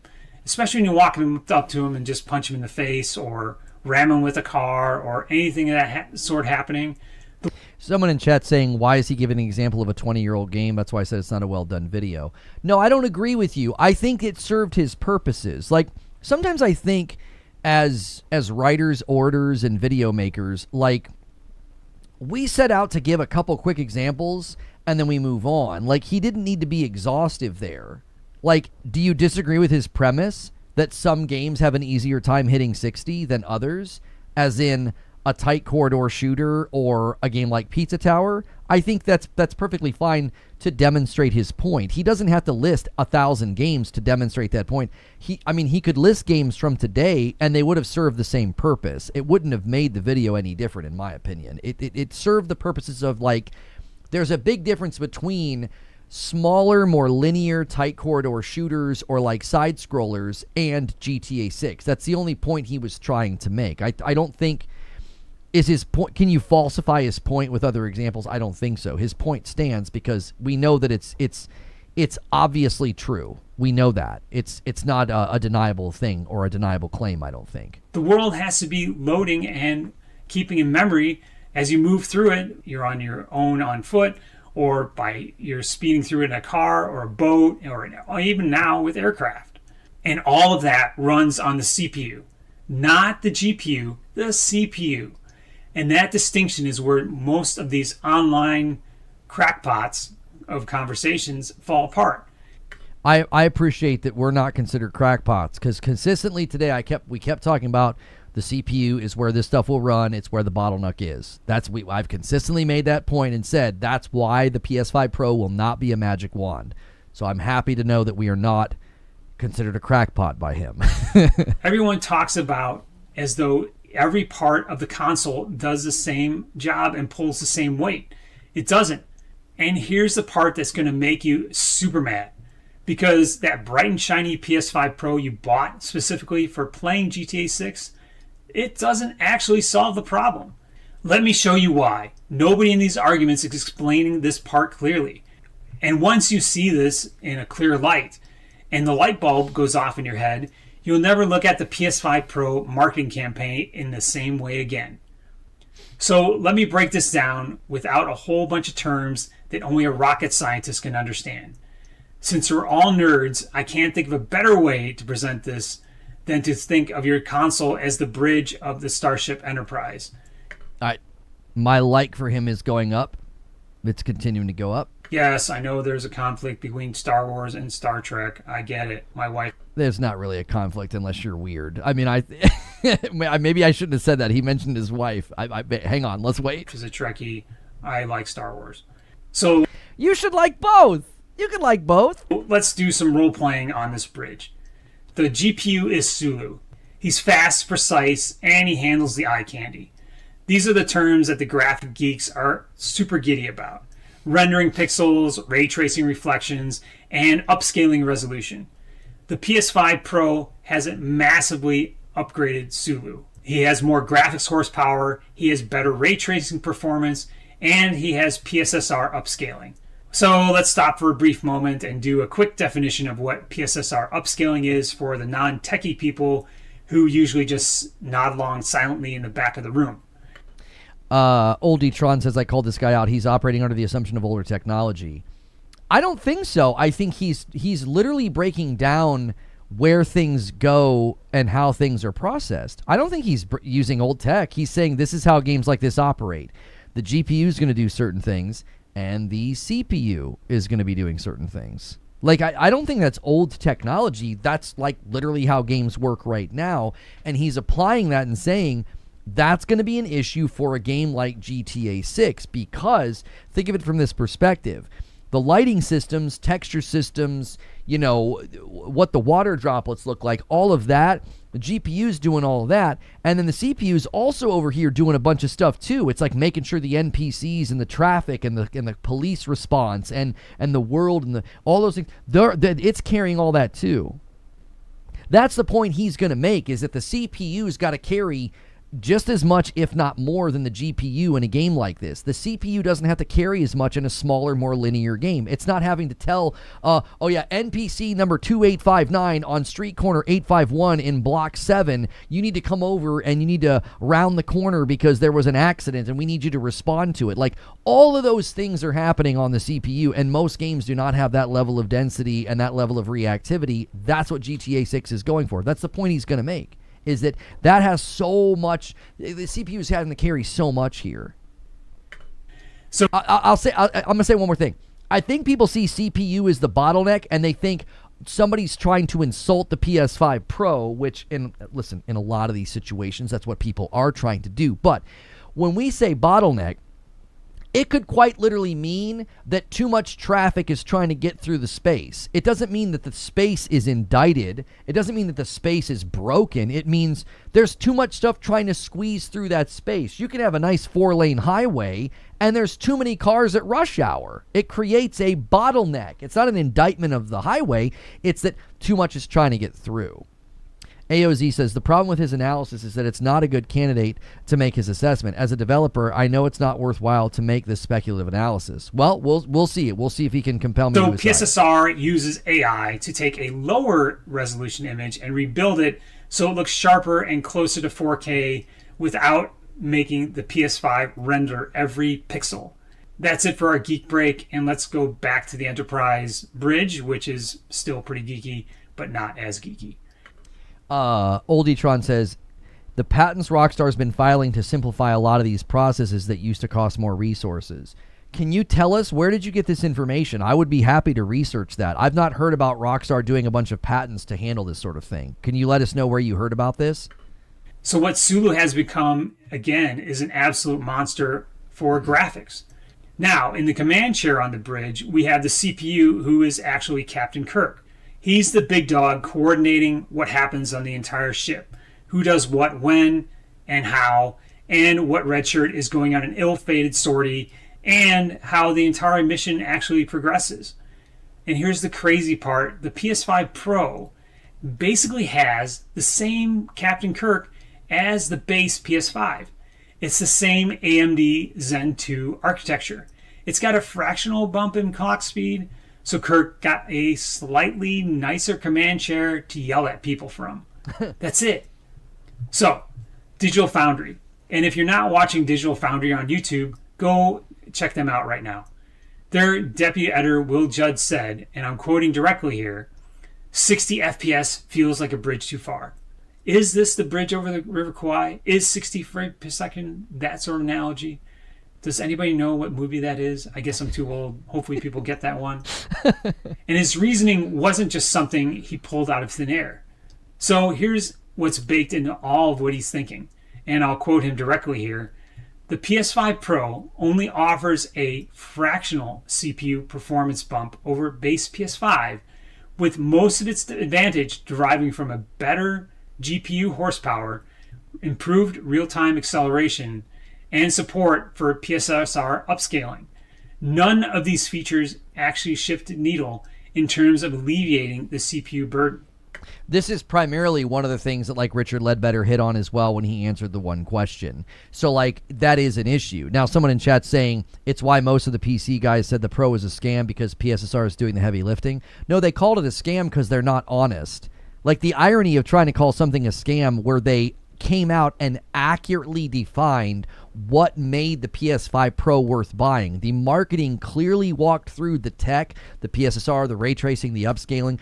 They never once tried to lie or misrepresent and scam people by promoting this, the CPU, blah, blah, blah. They said scam because they were misrepresenting the actual device, its capabilities, and the price. That's why I kept saying, if you take the price of the Pro and you actually try to build a PC that can do what it can do, nobody could do it. So their claims of it being a scam was just a bunch of, it was so bad faith. The irony is they were the ones not being honest. Nobody was like, oh, it's a scam because they didn't boost the CPU. Even that wouldn't make it a scam because, again, the marketing clearly outlined it. What he's talking about right here, the reason he's able to talk like this is because everybody knows the guts of the PS5 Pro. That means it can't be a scam. The only reason Digital Foundry can say what they just said is because we know all the stats about it. They came out and they let Digital Foundry touch it, play with it, use it, pause. Like they were able to go and play all these games. That's not a scam. They were very transparent and honest about the Pro's capabilities. Whoa, wait a minute, hold on. Let's go back to that quote and pull out the most important part, because that was a lot of words and some of them probably kind of missed the mark and we need to go take a look at them. The most important part is none of these features shift the needle on the CPU. So when those forum bros say, yo, PS5 Pro is so powerful, it'll definitely hit 60 FPS, man. What they're talking about is Sulu. But the problem is, in GTA 6, is that Kirk is already maxed out running all the different parts of the game. So now, let me give you a couple of real-world comparisons so this actually hits home. Let's take a game like Dragon's Dogma 2. I'll be interested to see what he has to say about this, because that was one where it wasn't really an indictment of the console. They had the game programmed in a really sort of not great way. Like when you would go to town, all the NPCs were thinking and eating up CPU power that they didn't need to eat up, right? Excuse me. AOZ says a fractional 10% bump is massive. Do people even know how many hundreds of millions of operations can be executed with 10%? Yeah, that is fair that like 10%'s not small. Like it seems small when you, it's just 10%, but it's like it actually isn't small. It's a, it's a nice bump. I mean, it's definitely going to help, right? I said PC guy said it was a scam. I know. I responded to what you said. I said they were being dishonest. So maybe try and listen better. It has a dense city, it has lots of NPCs, and it's CPU heavy. That game struggled to hold 30 FPS in the more populated areas on the current gen hardware. Baldur's Gate 3 had the... Yeah, I'm going to be a little critical here. I think he should have done a little bit of better research on that particular part. Most of that was rectified, and the Pro gets really, really big performance jumps in those places. And once they rectified the NPCs gobbling up CPU power, it largely went away. The difference of the Pro in those areas was a stark difference. Digital Foundry has a great breakdown on this. I think he should have done a little bit more research there, because I don't necessarily think that's a great example of like, oh yeah, Dragon's Dogma really struggled to run. And it's like, well, there was a particular reason that was rectified, and the Pro actually gets a big jump in those areas. Go watch the Digital Foundry video on that one. Same problem in dense locations. Even with those two examples, Digital Foundry said that GTA 6's world looks like another level of magnitude more challenging than either of those games. We're just looking for trouble here.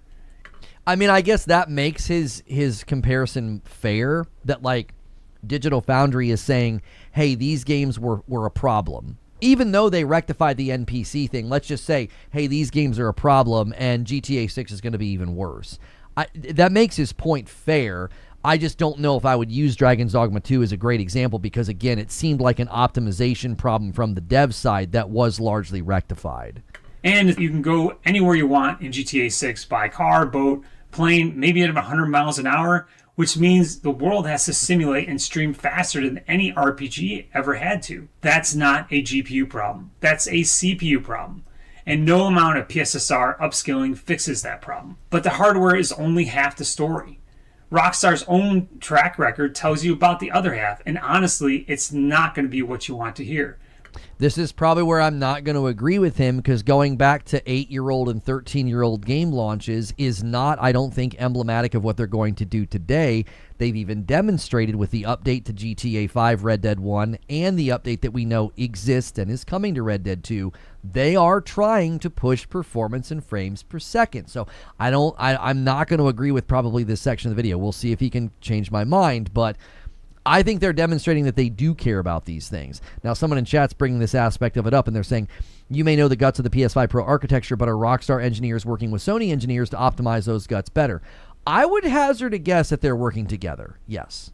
They're literally marketing and saying that it's going to play best on the PlayStation 5. I would bet they're working together.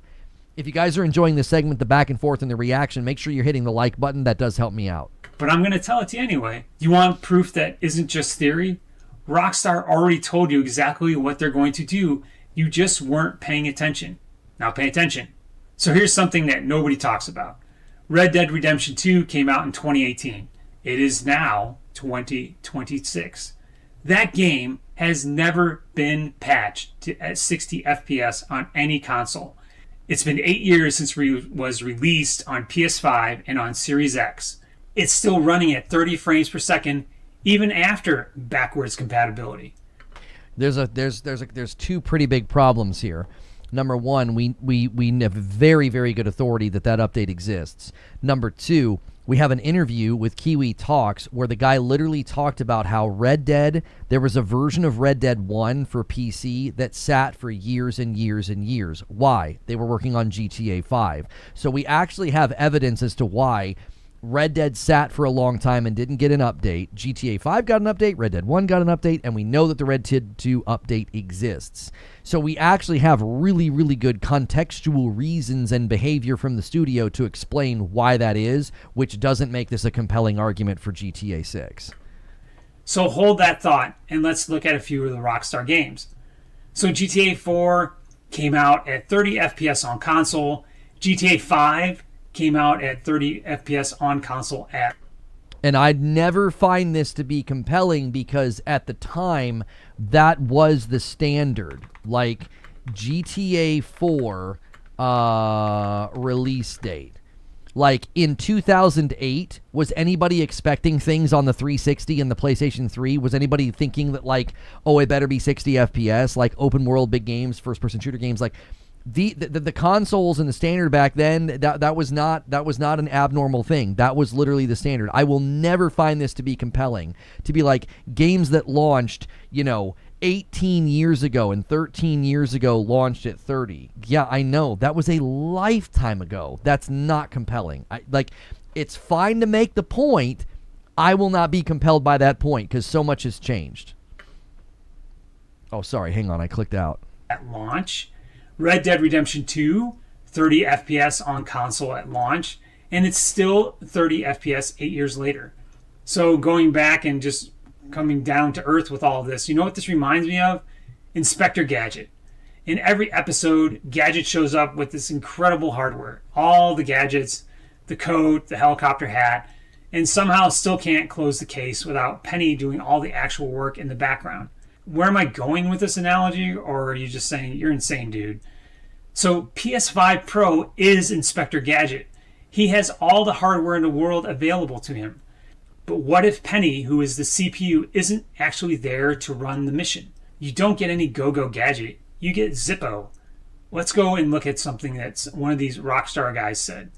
Obervirmi was a former technical lead at Rockstar, and he worked on GTA 3 through GTA 4. He said pretty clearly, it's a trade-off. At 30 FPS, you can render twice as many polygons compared to 60 FPS. For GTA, you actually might prefer the visual details. That's not some random internet dude. Now, hang on a minute.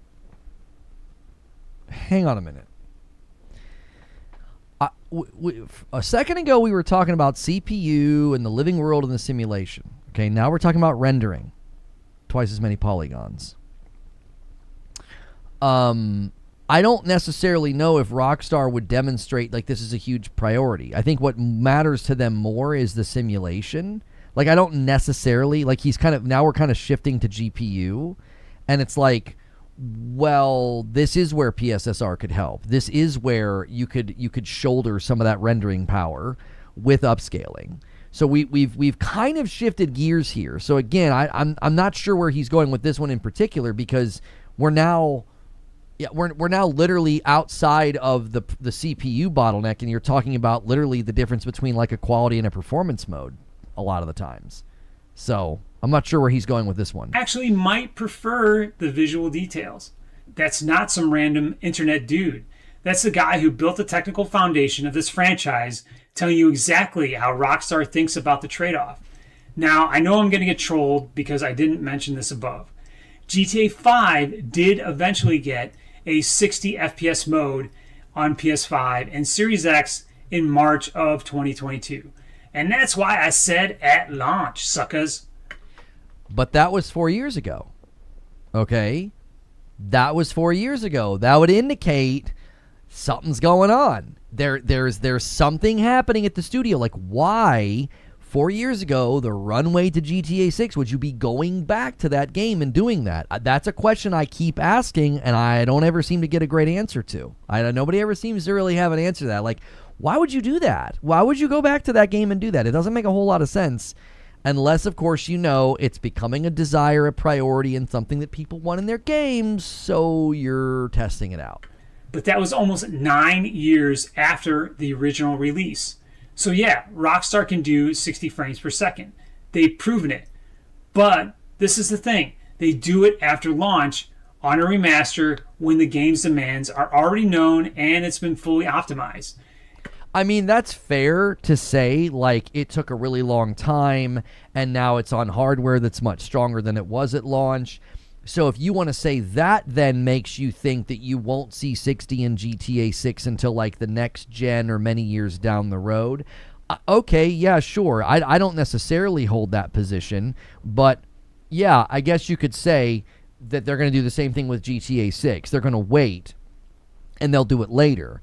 I view it differently. I don't understand why the company would be going back into GTA 5, Red Dead 1, and Red Dead 2. Why would they be doing all of this if it wasn't suddenly something that was a priority at the company and something that they were working on? If GTA 6 were targeting 60 FPS from day one, Digital Foundry brought this up in an excellent point. And I'm going to quote them again here.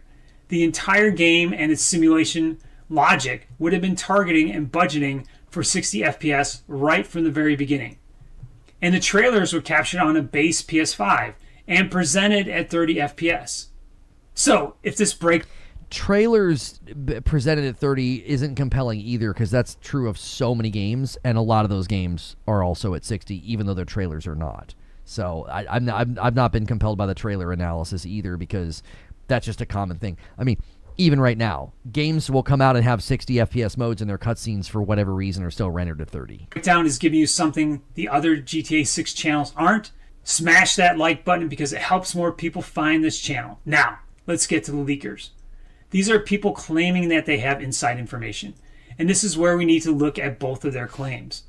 Two leakers were talking about 60 frames per second, and their claims completely contradicted each other. The problem is that everyone online is picking a side without noticing the contradiction. So here's what's actually going on. There are two main sources driving the 60 FPS hype train right now. One leaker, Detective Seeds, posted in July 2025 claiming that GTA 6 was hitting 60 FPS on the PS5 Pro during optimization with PlayStation engineers embedded at Rockstar tied to a Sony marketing deal. Okay, just to let you know, having console engineers from Sony or Microsoft embedded at a company for big releases is not unusual. We had them at Epic during releases of Unreal Engine and during Gears of War. So Detective Seeds has a self-reported accuracy rate of around 91%. Not sure if self-reporting is something everyone does or believes, but... So, listen, boys. Listen. All those tweets are gone. All those tweets have vanished. And so has he. So take that for what it's worth. He did correctly call the Oblivion remaster and the Doom Dark Ages. But he also missed on some other things. He doubled down on the 60 FPS claim in July 2026. But there was zero Rockstar confirmation. So let's go to the other leaker. Boris Netpalak, I butchered that name, is the co-host of the Polish podcast Rock Eye Boris. Yeah, this is the one that we covered where, like, they said they're fighting to get 60 on the Series S, which I'm like, if that's true, then that means they have some semblance of that achieved on that. Wasn't he the one who claimed? Yes, he claimed he spoke to former Rockstar employees on LinkedIn, and they told him that GTA 6 would be coming to PC in February. I told him that had significant financial ramifications. Leaking that had significant financial ramifications. I'll go on record to say I don't believe that was communicated. I don't think any former Rockstar employee would risk that level of litigation to a stranger over LinkedIn. I didn't buy it. I'm like, you're talking about massive financial ramifications of letting people know, oh, you don't have to buy GTA 6 in November. It'll come to PC in February. I think that was completely made up. I don't think that came from former Rockstar employees, because you could financially ruin those employees with the press of a button, like a simple screenshot and a tweet, and those people are in serious litigation problems. I don't believe that happened at all. In June of 2026, he said a single unknown, great, Rockstar source claimed there were two modes, 30 FPS and 60 FPS on the PS5 and on the Xbox Series X. Unfortunately, the Series S stays at 30 FPS. Sad face for you guys.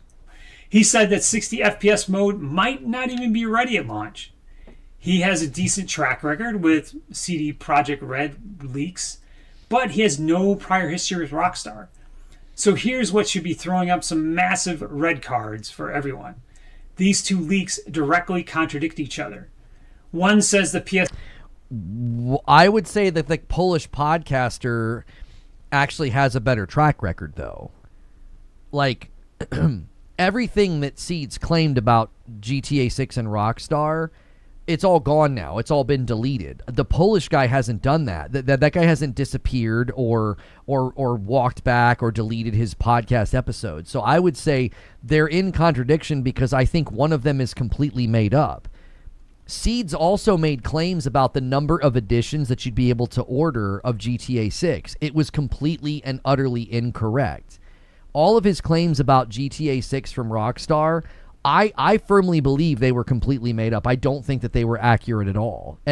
So I don't think this is sort of like against what the Polish... Now, I'm not saying that makes the Polish guy right. What I'm saying is you're using somebody who now has a track record of getting basically everything about GTA 6 wrong and being like, well, his leak contradicts the Polish guy. I'm not really compelled by that. I think the stuff that Seeds was saying about Rockstar and GTA 6 was completely fabricated. PS5 Pro gets exclusive 60 FPS. The other says the PS5 and the Xbox Series X both get it. This reminds me is like we're looking at a bad episode of the X-Files where Mulder and Scully are looking at the exact same evidence and coming down to completely opposite conclusions. Mulder wants to believe it's 60 FPS since aliens dropped him the info, and Scully's looking at the CPU architecture and saying, Mulder, I need more than this. I love this guy. I love him to death. This is great. Because as a huge X-Files fan, I'm like, his analogies are wonderful. Yes, this is exactly what it is. Like, Mulder's like, I want to believe it's going to be 60. And Scully's like, no, bro. Let's just look at the facts, okay? Who was hotter? We all know it was Scully.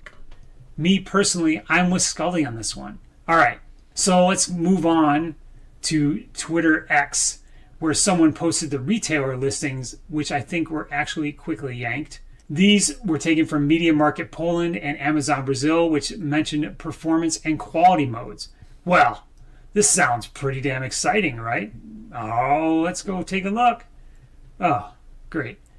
Digital Foundry poured cold water on it immediately and said that it was boilerplate copy. They said most PS5 titles have those modes, so any AI-generated product description is going to include that language. It means nothing without actual frame rate numbers attached. Yeah, I agree with this. I think a lot of those retail postings just look like boilerplate copy-paste stuff. It seemed like some of it was worded strangely on the one Polish website, but I think a lot of it's just boilerplate. Like, they just copy-paste. Okay, so that whole rundown was quite a lot. We have two named leakers with sketchy track records. They both have conflicting claims. There is a zero Rockstar input and retailer copy that could have been written by a chatbot. It doesn't prove anything. It's just more speculation. So if 60 FPS is unlikely and the leaks are shaky, what is actually going to be shipped? Well, the answer I'm thinking about may surprise you because it's not 30 FPS and it's not 60 FPS. It's the third number in this conversation that almost nobody is talking about, and it actually might be a really doable number. So what I'm talking about is 40 FPS. Yeah, a lot of people have said they'll do the 40 FPS, 120 hertz. I, again, don't know how hard they would strain at this given the number of people. A console is most commonly going to be plugged into a television. And the most common television in the home right now isn't going to have the 120 hertz mode. So I don't know if they would strain at this. I'm not super compelled by this one either. You heard me correctly. 40. Not 60, not 30, 40. Here's why this number matters. And it's the most realistic, hey man, it's better than 30 scenario for GTA 6, especially on the PS5 Pro. 40 frames per second works cleanly on a 120 hertz display. God, I hate to do math on camera, but unfortunately, this math is pretty easy. 120 divided by 40 equals 3, so it's totally clean. Every frame gets exactly 25 milliseconds on screen. Now think in terms of how smooth this actually feels. At 30 frames per second, each frame sits on screen for 33.3 milliseconds. At 60 frames per second, it's 16.7 milliseconds.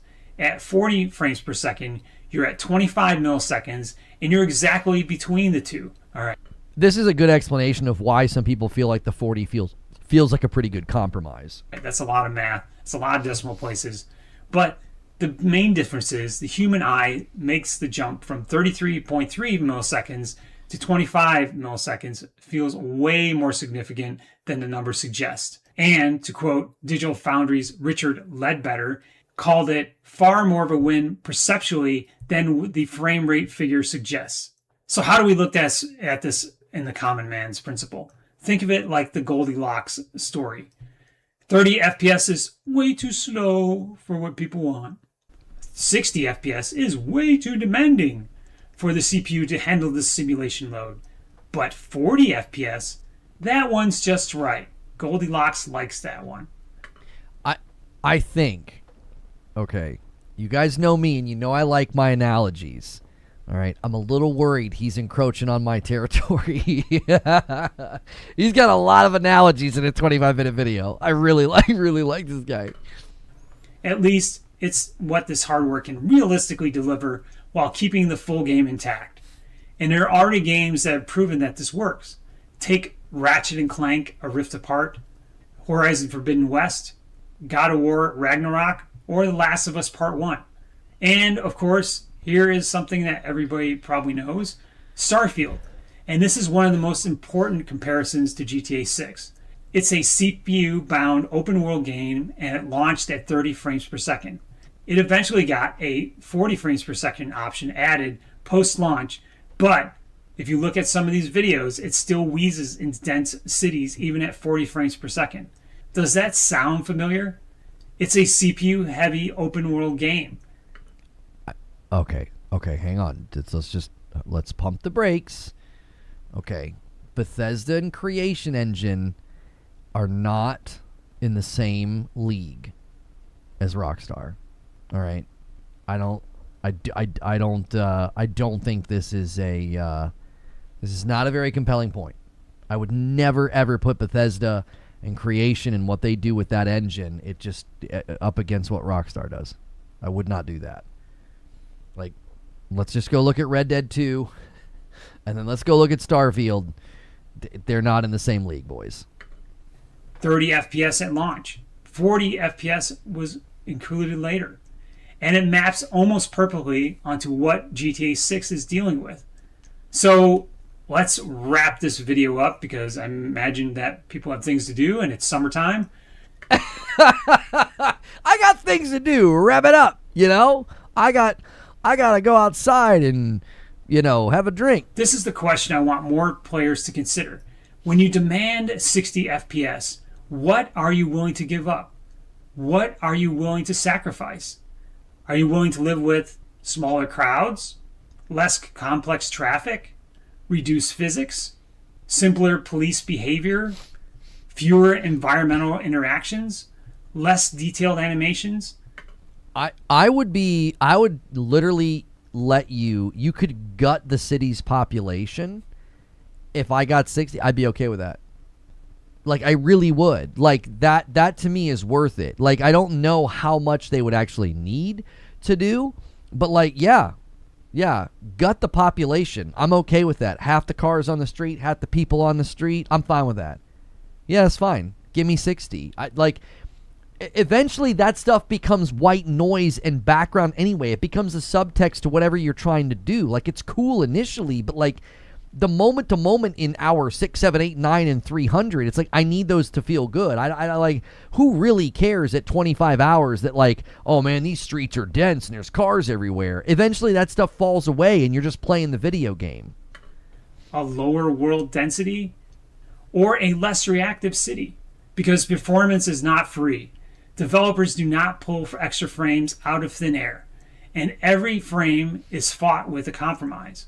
Sometimes the compromise is resolution, and sometimes it's lighting. Maybe it's visual detail, and sometimes it's the complexity of the game itself. Rockstar is building a world that doesn't merely look alive, it behaves like it's alive.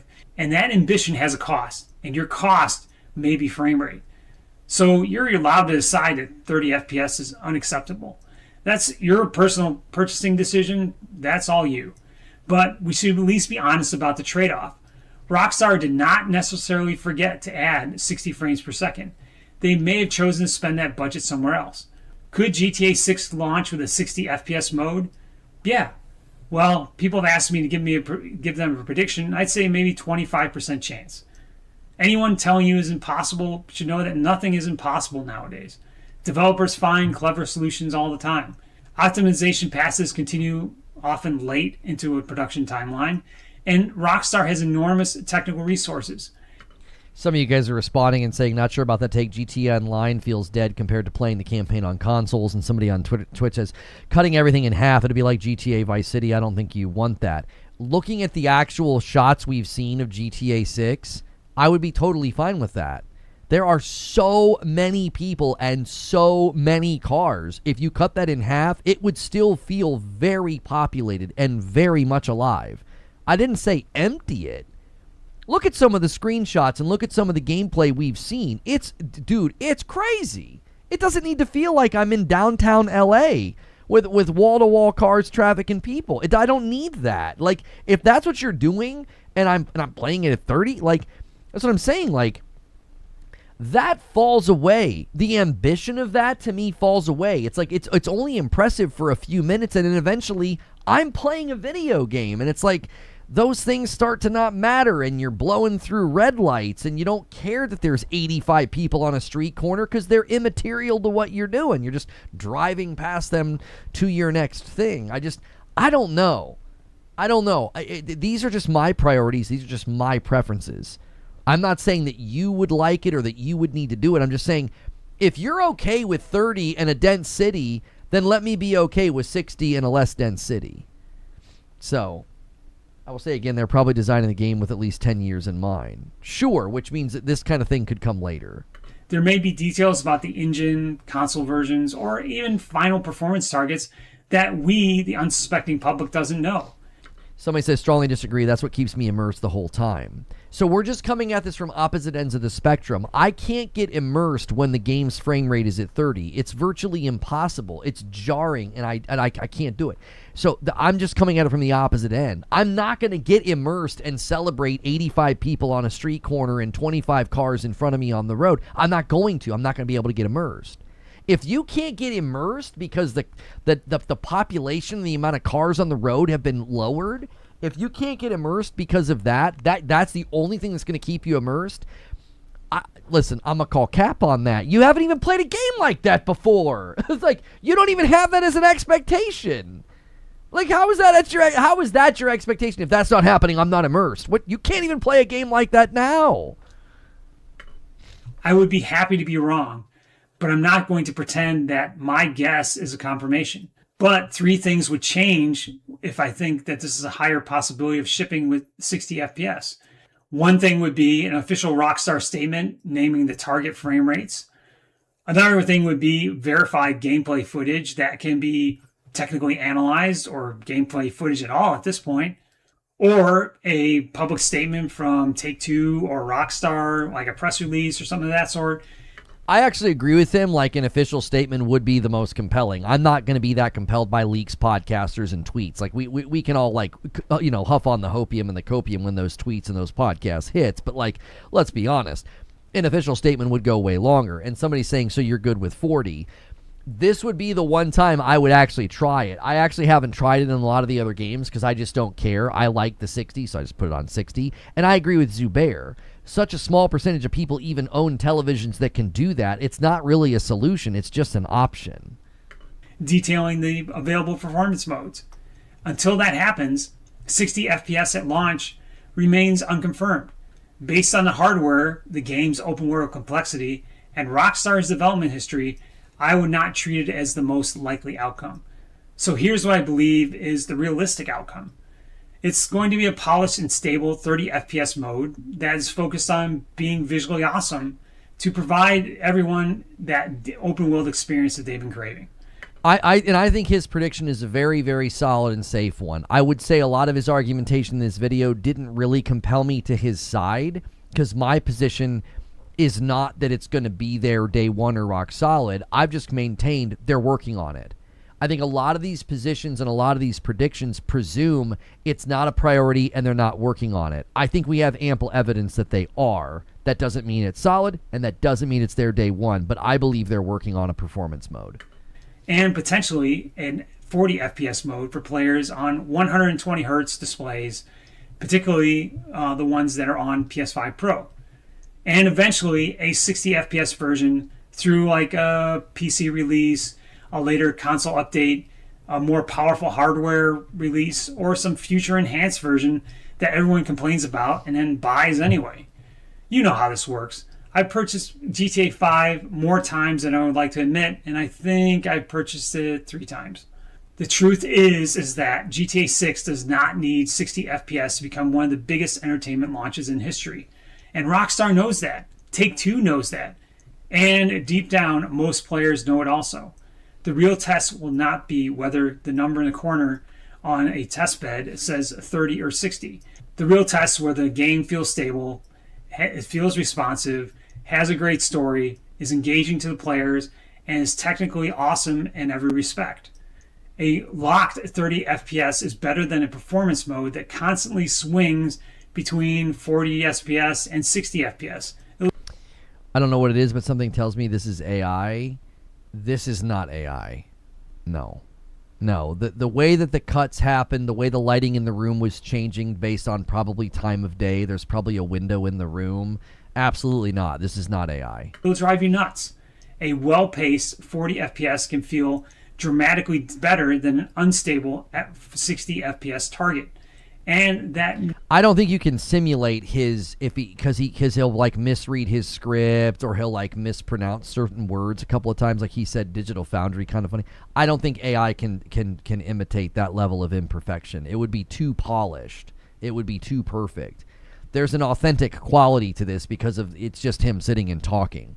number matters, but consistency with this game matters more. So here's the question I want you to answer in the comments. If GTA 6 launches with a locked 30 FPS mode and a 40 FPS option for 120 Hz displays, is that enough for you to buy it on day one? Or are you genuinely waiting for 60 FPS? Leave your answer in the comments. I probably know where some of you stand because you mentioned it. So if this video gave you something that most GTA 6 channels aren't giving you, please subscribe. That's what this channel is all about. The engineering beneath the hype, and not more hype disguised as analysis. I'll see you in the next one. Thanks for watching. All right, so I'm going to put a link in chat to his video. There'll be a link below as well. Please always support the original creators. I don't want this to serve as a replacement. His video has been up for 3 days. And the name of the channel is The Dev Chair. And like I said, he does have another video about whether or not it was downgraded. He talked about that in the video as well. Like one trailer to the next, was it a downgrade? So and again, I'm gonna have grace for a guy that's just sitting down and talking. Like, he's not trying to put a lot of high production. He's just giving his thoughts on things. So I would go in and say, yeah, he did a 53,000 views on the video, not downgraded. A dev's honest answer. Did GTA 6 graphics get downgraded? So that's kind of his POV, a dev's honest answer. That's what he's kind of marketing himself as. So he's only been making videos, it looks like, for about 2 months, and he already has 6,000 subscribers. So good for him. Maybe, he can get that monetization, get a little scratch, and then get himself a nice mic, because that does help videos like that significantly. The video quality and the camera, none of that matters. If your mic sounds good, it'll really go a long way for your videos. So if he's watching this later, that would be my my little content creator tip, is people will endure bad video or low production, but a lot of people will not endure bad audio. They'll just bounce. So that'll help. That'll help significantly. If you guys enjoyed this reaction segment, make sure to hit the like button. Try to get us to 400 likes. We appreciate you guys hanging out so much today for more of a single topic. Tomorrow we are going to be looking at the Halo Campaign Evolved sort of review roundup, and then we'll be diving into the game. And hoping to make some traction with just sort of breaking down the game and talking with you guys about it. And so be here for that tomorrow. If you're not currently a member on this channel, for $5 a month, you get a badge, you get emotes, and you get access to all the extra stuff that we do in the Discord. So make sure and consider doing that. We are still trying to hit a goal of 600 paying members. We're still trying to do that on the channel. And that would be massively helpful to me if you consider doing that. The guy we just watched, what did he say? He's working with outdated information and a lot of assumptions. Well, and again, did you tell me where you learned? Where did you learn about these patents, Olichan? I'd love to look into that. I've seen other YouTubers that went over all the patents that Rockstar has been filing over the past few years. Their engine has been upgraded in a way to handle resources. Okay, thank you. You have one called The Insane Technology Behind GTA 6 by Jetro. Okay, thank you. I appreciate you actually taking the time to answer. A lot of times people will make claims like that, and then I'll never get any good info. So I'll check that out. We might end up doing another one of these videos. Patents are old news. Well, it's more context. I would be happy to watch that and get more context and more info in my own little brain here about what's going on. Because I was not aware that was a thing. You know, I've covered GTA 6 here and there. As like news sort of feels, you know, like it requires it, and as different things develop. So that is certainly something that we will want to take a look at. So, and if you guys want to be part of a segment that we do every single day, it is called the Green Room. We go into the Discord and we kind of break down what's going on in the news and what we're going to do the next day, and we're going to get ready to do that here in a moment. Now, that's not much planning to be done today because we know what we're going to do tomorrow. So this guy left a comment yesterday's stream, says, why don't you buy some games and movies on the PlayStation Store, and then when they remove those digital items from your digital library, tell them I bought this, I own it. Maybe listen to my actual argumentation as I say that is a huge problem we need protected from. I don't understand why people insist on letting you know that they're either really lacking intelligence or they just don't listen. Like, my position on digital ownership is quite literally that, like, yeah, that's a problem that we need to fight against. Physical doesn't necessarily protect us from that problem. There's an ocean of games that you can only buy digitally. I just think there's just a lot of willful ignorance and baiting that surrounds that topic. I think a lot of people aren't even really interested or care. They just like to say these things because they're hoping, you know, to get you riled up and angry. And it's like, no. Official images of The Legend of Zelda Tears of the Kingdom Link, Zelda and Ganondorf figures from Hasbro. That's really cool how they, like, captured what he actually looks like in the game. Like, they did a really good job with these. These are pretty cool. Like, that's what he looks like in the game. Like, it almost like looks like it's from the game. That's pretty cool that they got the toy to look that way. The PS5 Pro seems to be sold out in Canada. I guess people are buying the Pro for the GTA 6. Oh, yeah, you know, GTA 6 finally being pre-orderable probably pushed some of the sales numbers back up again for PlayStation, you know. It's not going to rectify the PlayStation downturn, but it'll certainly course correct it to a certain degree. So, movie merch. It's possible that's movie merch. It could also be coinciding with Ocarina of Time. So,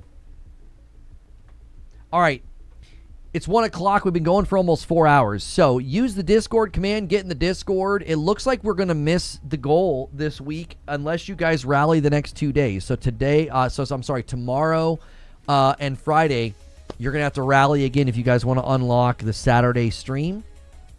So make sure you guys check your primes and make sure you check your renewals because those add to the total. This doesn't have to be new and gifted. So make sure you guys get credit for your renewals. You guys are paying for those as well as your primes. So get into the Discord, and this is something that we do for the members. It's a great reason to decide to support the stream right now. $5 gets you in for the entire month, and it really helps us do this full time. All right? See you guys in the Discord.